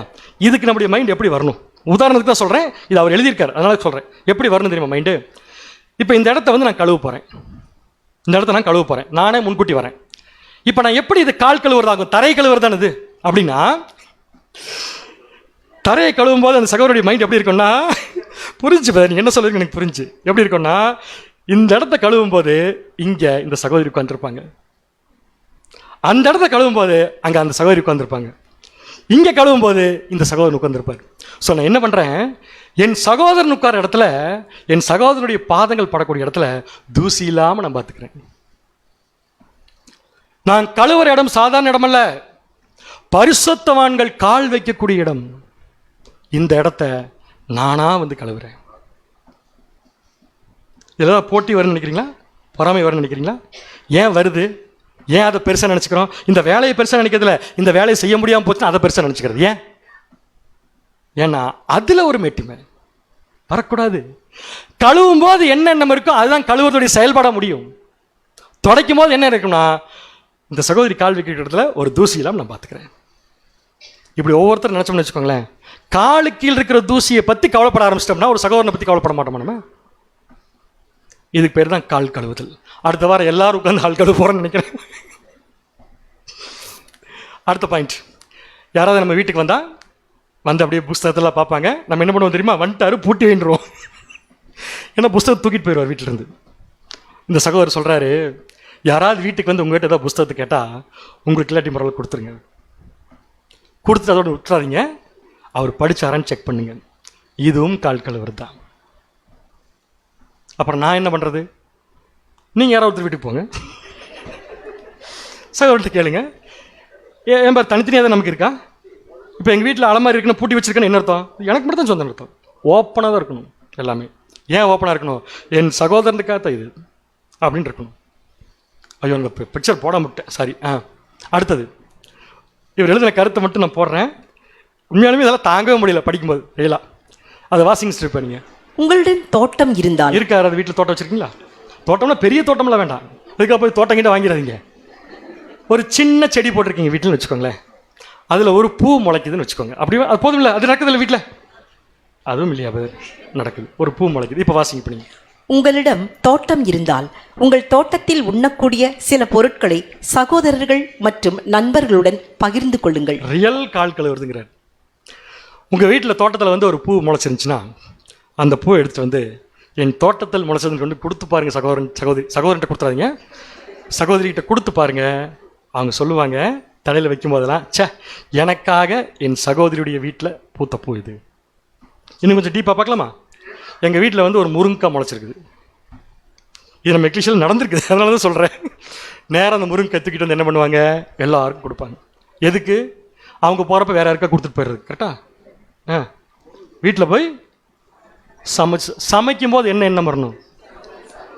என்னுடைய வயிற்றுக்காக என் சகோதரி உழைத்து தானே உருவாக்குனது. அப்படி எடுத்து அதை கட் பண்ணுறதுக்கு மனசு வருமா நமக்கு? அதுக்காக அப்படியே சாப்பிட முடியாது, கட் பண்ணுவோம். கட் பண்ணி அதை எடுத்து வேக வைக்கும்போது சொல்லுவோம், என்னுடைய சுவைக்காக என் சகோதரி கஷ்டப்பட்டு கொண்டு வந்து கொடுத்தது. அதை சாப்பிடும்போது அது எவ்வளவு காரமாக இருந்தாலும் சரி, உப்பு இல்லாமல் இருந்தாலும் சரி, அந்த உணவு நம்முடைய வயிற்றுக்குள்ளே போகும்போது எவ்வளோ ஒரு சந்தோஷமாக இருக்குது. இதுதான் சொல்கிறாரு ரியல் கால் கழுவுதல். அடுத்தது, எல்லாருக்கும் கம்ஃபோர்ட்டிங் மெசேஜ் அனுப்புங்க. கம்ஃபோர்ட்டிங் மெசேஜ் என்ன அர்த்தம்? ஸ்தோத்திரம் போடுங்க. நான் போட்டேன்னா மடமடமான என்ன பண்ணுங்க, ஸ்தோத்திரம் போட்டுருங்க ஃபுல்லாக. அந்த ஸ்தோத்திரம் ஆப்ஷன் யார் கண்டுபிடிச்சாங்கன்னு தெரியல வாட்ஸ்அப்பில். அதை பற்றி ஐடி டீம் பின்னாடி யோசிச்சு நம்ம குரூப்பில் மட்டும் போடாதபடி பண்ணலாம். ஒன்றும் பண்ண வேண்டாம், சிம்பிளான விஷயம். பிரதர் அவருக்காக நான் ப்ரேயர் பண்ணிக்கிறேன் அப்படிங்கிறத மனசில் நினச்சா கூட போதும் தான். பட் உண்மையாலுமே அதை பண்ணுறோமா அப்படிங்கிறத நம்ம செக் பண்ணி பார்க்கணும். நம்மளால் முடிஞ்ச வரைக்கும் மற்றவர்களை என்கரேஜ் பண்ணுறதுக்கான நியூஸ் அனுப்புறதும் கால் கணுவர் தான். பட் இதெல்லாம் நான் வந்து தனியாக போடல, அந்த சப்ஜெக்டில் தான் இருக்குது. அடுத்து எழுதியிருக்காரு டைப்பிங் அண்ட் ப்ரூஃப் ரீடிங் எழுதியிருக்காரு. கரெக்ட் தானே? நம்ம இங்கிலீஷில் நடக்குது. மந்த்லி மேகசின் நம்ம தான் பிரிண்ட் பண்ணுறோம். சகோதரர் என்ன பண்ணுறாரு, தப்பாக டைப் பண்ணிட்டு, கரெக்டாங்க தப்பாக டைப் பண்ணிட்டு அவர் என்ன பண்ணுறாரு, தன் மேல வச்சிருக்கிற நம்பிக்கையை விட தன் சகோதரன்ட்ட கூட செக் பண்ண சொல்றாரு. எத்தனை, 1 காப்பியா 5 காப்பியா 10 காப்பியா? எனக்கு தெரிஞ்சு 10-15 காப்பி எங்க வீட்டில் போனாலும் செக் பண்ணிருக்காங்க. இதே எதுக்கு? அந்த செக் பண்ற வேலையை நம்ம செய்யறோம் இல்லையா, அதை செய்யும் போது நமக்கு என்ன தோணுமாமா, இந்த கரெக்ஷனை பண்றதுக்கு தேவன் எனக்கு கொடுத்த வேலையை நான் செய்யறதுனால தமிழ்நாடு பூரா இருக்கிற சகோதரர்கள் இந்த புக்கை படிக்கிறதுக்கு என்னுடைய வேலை இது. காலையே பார்க்க மாட்டோம், காலை கழுவ ஆரம்பிச்சிருவோம் எல்லாத்தையும். அடுத்தது, visiting the ill, hospitalised or isolated. தனிமையாக இருக்கிறவங்க, உடம்பு சரியில்லாமல் இருக்கிறவங்கள போய் நீங்கள் என்ன பண்ணுங்க, விசிட் பண்ணி பாருங்க. இப்போ இந்த மீட்டிங் முடிச்சதுக்கப்புறம் எல்லாருமே குப்சன்வேட் ஹாஸ்பிட்டலில் தான் இருக்கணும். இது உண்மையா? அடுத்தது என்ன சொன்னேன்னு சில பேருக்கு புரிஞ்சிருக்கான்னு நினைக்கிறேன். புரிஞ்சிருச்சு, பார்க்கலாம். லெட்ஸ். அடுத்த விஷயம், 2 சகோதரருக்குள்ள சண்டை. இப்போ முன்னாடி இருக்கிறவங்க 2 பேர் தான். நாம் என்ன பண்ணணும்? 2 அப்படித்தாங்க, எப்போ பார்த்தா எப்போ ஒன்றாவே சுற்றும். இப்போ சண்டை போட்டுக்குது. இது நான் வழக்கங்க உங்களுக்குள்ள. அப்படி விடக்கூடாது. நேராக ஒருத்தர் ஃபஸ்ட் அப்ரோச் பண்ணுங்க. அப்ரோச் பண்ணி என்ன சொல்லுங்கன்னா, பிரதர் நீங்கள் 2 பேரும் எவ்வளோ ஒன்றா ஐக்கியமாக இருந்தீங்க, உங்களை பார்த்து நான் எத்தனை விஷயத்தை கற்றுக்கிட்டேன் தெரியுமா அப்படின்னு சொல்லி பாருங்க. அப்படியே தலை பூரா குளிந்துரும் மீன்ஸ் அபிஷேகம் வந்துருச்சுல. இப்போ சொல்லுங்க என்ன பிரச்சனை சொல்லுவார். பிரதர் இந்த சாதாரண பிரச்சனைக்கு எதுக்கு பேர் இப்படிப்பட்ட பிரிவு அப்படின்னு சொல்லிட்டு, இல்லை பேர் நான் அவரை மன்னிக்க மாட்டேன்னு சொன்னால் நம்ம என்ன சொல்லணும்னா, அவரை பார்த்து பிரதர் அவரை மன்னிக்காதீங்க, என்னை மன்னிப்பீங்களா மன்னிக்க மாட்டீங்களா? ஸோ என்ன பண்ணுங்கன்னா, நான் உங்களுக்கு கொடுக்க வேண்டிய கடனை நினச்சிக்கோங்க, எனக்காக அவரை மன்னிச்சிருங்க. இதுவும் கால் கழுவுதல். இதெல்லாம் பைபிள் இருக்குது. பிலமோன், நமக்கு இந்த சப்ஜெக்ட் எடுக்கிறப்ப எனக்கு ஃபுல்லாக ஞாபகம் வந்தது பிலமோன் தான். வாசிங்க இப்போ. பிலமோன் 17ஆம் வசனம் 18ஆம் வசனங்கள். ஆதலால் நீர் என்னை உம்மோடு ஐக்கியமானவென்று எண்ணினால் என்னை ஏற்றுக்கொள்வது போல அவனையும் ஏற்றுக்கொள்ளும். இதுவும் கால் கழுவுறது தான். அவன் உமக்கு யாதொரு அநியாயம் செய்ததும் உம்மிடத்தில் கடன் பட்டதும் உண்டானால் அதை என் கணக்கிலே வைத்துக் கொள்ளும். ஒருவேளை ரொம்ப ஓவரா பண்ணிட்டாருன்னு வச்சுக்கோங்க, அதையும் நீங்க மனசுல வச்சிருந்தீங்கன்னா அவரை மன்னிச்சிருங்க, அதை நான் ஏத்துக்கிறேன். அதுக்கு பதிலாக உங்க மேல நான் அன்பு செலுத்துறேன், நீங்க போய் அந்த சகோதரன் மேல அன்பு செலுத்துங்கன்னு சொல்லி அனுப்புறது தான் கால்களை கழுவுதல். இந்த 2 விஷயத்தையும் செய்யாம நம்மால் பந்தியில கை வைக்க போகும்போது இதுக்கு ஆப்போசிட்டான விஷயங்கள் வந்துருச்சுன்னா தகுதியற்றவர்களாக நம்ம போய் நின்றுவோங்கிறத மறந்துட வேண்டாம். சரிங்களா பேர்? இப்போ ஒரு கேள்வி, இந்த 2ஐயும் செய்யறதுக்கு எனக்கு தாளந்து இல்லைன்னு சொல்றவங்க மட்டும் கொஞ்சம் கைகளை உயர்த்தலாம். நல்ல முடியாது பேர், சொல்றதெல்லாம் நல்லா தான், கேட்கறதுக்கு நல்லா தான் இருக்கு, வாய்ப்பில்லை. இதுக்கு மட்டும் கையை தூக்குவோம், மனசு ஏதாவது தூக்க சொல்லுதா? அப்படி கை தூக்குச்சுன்னா இப்போ அடுத்தது உங்களுக்கு தலையை எல்லாரும் சேர்ந்து அபிஷேகம் பண்ணுவோம். விட மாட்டோம். ஏன்னா யாரையும் விட்டுட்டு போகிறதுக்கு அங்கே வரலையே, திருப்பி உட்காந்து தலையை அபிஷேகம் பண்ண வேண்டியதான். பண்ணி தலையை அபிஷேகம் பண்ணவர், தலையை அபிஷேகம் பண்ணப்பட்டவர் ஆட்டோமேட்டிக்காக ஒருத்தர் காலை கழுவு போயிடுவார். அவ்வளோதான், சிம்பிள். ஓகே? ஏன்னா தேவன் இப்படி தான் டிசைன் பண்ணி வச்சிருக்காரு. எதுக்காக அதை போட்டிருக்கேன் தெரியுங்களா? எல்லாரும் சொத்தை விற்று நாளைக்கு இப்படி கொண்டு வந்து வைங்கன்னு அர்த்தம் இல்லை. இதுக்கு என்ன அர்த்தம் தெரியுமா? தேவன் உங்களுக்கு இவ்வளோ பொக்கிஷன் கொடுத்துருக்காரு. காசு மட்டும் இல்லை, உங்களுடைய நல்ல குணலட்சணங்கள். இந்த தாளந்த எந்த காரணத்தை கொண்டு புதைச்சி மட்டும் வச்சிடாதீங்க. எடுத்து சகோதரனுக்காகவும் சகோதரிக்காகவும் என்ன பண்ணுங்க, நீங்கள் யூஸ் பண்ணு. இதை தான் இயேசுக்கு செஞ்சு காமிச்சாரு. நானே இறங்கி உங்கள் கால்களை என்ன பண்ணுறேன், நான் கழுவுறேன். நீங்கள் ஒருவர் கால்களை ஒருவர் என்ன பண்ணுங்க, கழுவுங்க. எப்போ தலையை அபிஷேகம் பண்ணாரு? பெந்தகோஸ்து நாள். இந்த 2ஐ இப்போ நமக்கு கொடுத்து என்ன பண்ணுறாருன்னா, எனக்கு செய்யாதீங்க, ஒருத்தருக்குள்ள ஒருத்தர் செஞ்சுக்கோங்க. இதுதான் புதிதான கட்டளைன்னு சொல்லிட்டார். வாசிக்கலாம். யோவான் 13ஆம் அதிகாரம் 34-35. யோவான் 13ஆம் அதிகாரம் 34-35 வசனங்கள். கடைசி ஒரு எக்ஸசைஸ் இருக்கு, அதை செஞ்சு முடிச்சிடலாம். நீங்கள் ஒருவரில் ஒருவர் அன்பாயிருங்கள். எப்படிங்க ஒருவரில் ஒருவர் என்ன பண்ணுவீங்க? அன்பா இருக்கிறதுக்கு கால் கழுவுவீங்க, தலை அபிஷேகம் பண்ணுவோம். ஓகே, அன்பா இருந்தால் நான் உங்களில் அன்பாய் இருந்தது போல. இதை இயேசு கிறிஸ்து நமக்கு பண்ணியிருக்காரா இல்லையா? இருந்தது போல நீங்களும் ஒருவரில் ஒருவர் அன்பாய் இருங்கள் என்கிற புதிதான கட்டளையை உங்களுக்கு கொடுக்கிறேன். அந்த புதிதான கட்டளைக்கு நமக்கு பேர் தெரியும், சகோதரருக்காக ஜீவனை கொடுத்தல். அடுத்தது, நீங்கள் ஒருவரில் ஒருவர் அன்புள்ளவர்களாய் இருந்தால் அதனால் நீங்கள் என்னுடைய சீஷர்கள் என்று எல்லாரும் அறிந்து கொள்வார்கள் என்றார். எல்லாரும் கட்டாயமாக இந்த குவாலிஃபிகேஷன்ல, இந்த குவாலிட்டியில மற்ற ஜனங்களை காட்டிலும் நம்ம ஒரு பெட்டர் ஸ்டேஜில் தான் இருக்கிறோம். அது எந்த மாற்று கருத்தும் இல்லை. அதனால தான் புதுசாக சத்தியத்துக்குள்ள வரவங்க நம்ம கன்வென்ஷனுக்குலாம் வந்து பார்த்துட்டு அந்த கன்வென்ஷன் மூலம் இன்ஸ்பயர் ஆகி வராங்க. ஆனால் அதே மாதிரி இன்னும் நம்ம சேச்சுரேஷனுக்குள்ள போனோம்னு வச்சுக்கோங்களேன், இன்னும் அது எவ்வளோ பெரிய விஷயமா இருக்குன்னு நினச்சிக்கலாம். ஒரு சின்ன எக்ஸசைஸ் மட்டும் சொல்கிறேன், அதை பண்ணி முடிச்சிடலாம். ஒரு சகோதரனுக்கு நான் கால் கழுவுன்னு முடிவு பண்ணிட்டேன். ஆனால் அவர் தேவனுடைய நீதி மீறி நடக்கிறார். இப்போ நான் கால் கழுவலாமா கழுவக்கூடாது? கேள்வி திருப்பி கேட்குறேன். கால் கழுவ போகிறேன். அவர் தேவனுடைய நீதி மீறி நடக்கிறார். நான் கால் கழுவலாமா கழுவக்கூடாது? கழுவலாம். கழுவுனா அந்த நீதி கரெக்டில் எடுத்துக்குவார் அவர். இல்லை இல்லை, அதான் எக்ஸசைஸ் கடைசியாக கொடுத்தேன். யாரோ சொல்கிறீங்க கரெக்டு. ஃபஸ்ட்டு காலை கழுவாதீங்க, ஃபஸ்ட்டு உட்கார வச்சு என்ன பண்ணுங்க, தலையை கழுவுங்களா, தலையை அபிஷேகம் பண்ணிட்டு அந்த தாட்டை உள்ளே கொண்டு போய் அவர் ஒரு தீவிரவாதி ஆக்கி, நான் சொல்கிறது உதாரணத்துக்காக, அதை தீவிரமாக செய்ய வச்சுட்டு அதுக்கப்புறம் திருப்பி உட்கார வச்சு அவரையும் கால் கழுவலாம். இதுதான் நம்முடைய வாழ்க்கை. இதுதான் இயேசு கிறிஸ்து நம்மகிட்ட கேட்டது. இந்த பாயிண்ட்ஸ் ரெண்டையும் மனசுக்குள்ளே வச்சுக்கலாம். தொடர்ந்து கேட்ட பாடங்களையும் மனசுக்குள்ளே வச்சுக்கலாம். தொடர்ந்து கேட்க போகிற பாடங்களையும் மனசுக்குள்ளே வச்சுக்கலாம். இது எல்லாத்தையும் வச்சுட்டு ஒவ்வொருவரும் தன்னைத்தானே சோதித்தறிந்து அந்த பாத்திரத்தில் நாம் பங்கு பெற கடவோம். தேவன் தாமே அனைவரையும் ஆசீர்வதித்து வழிநடத்துவாராக. ஆமீன்.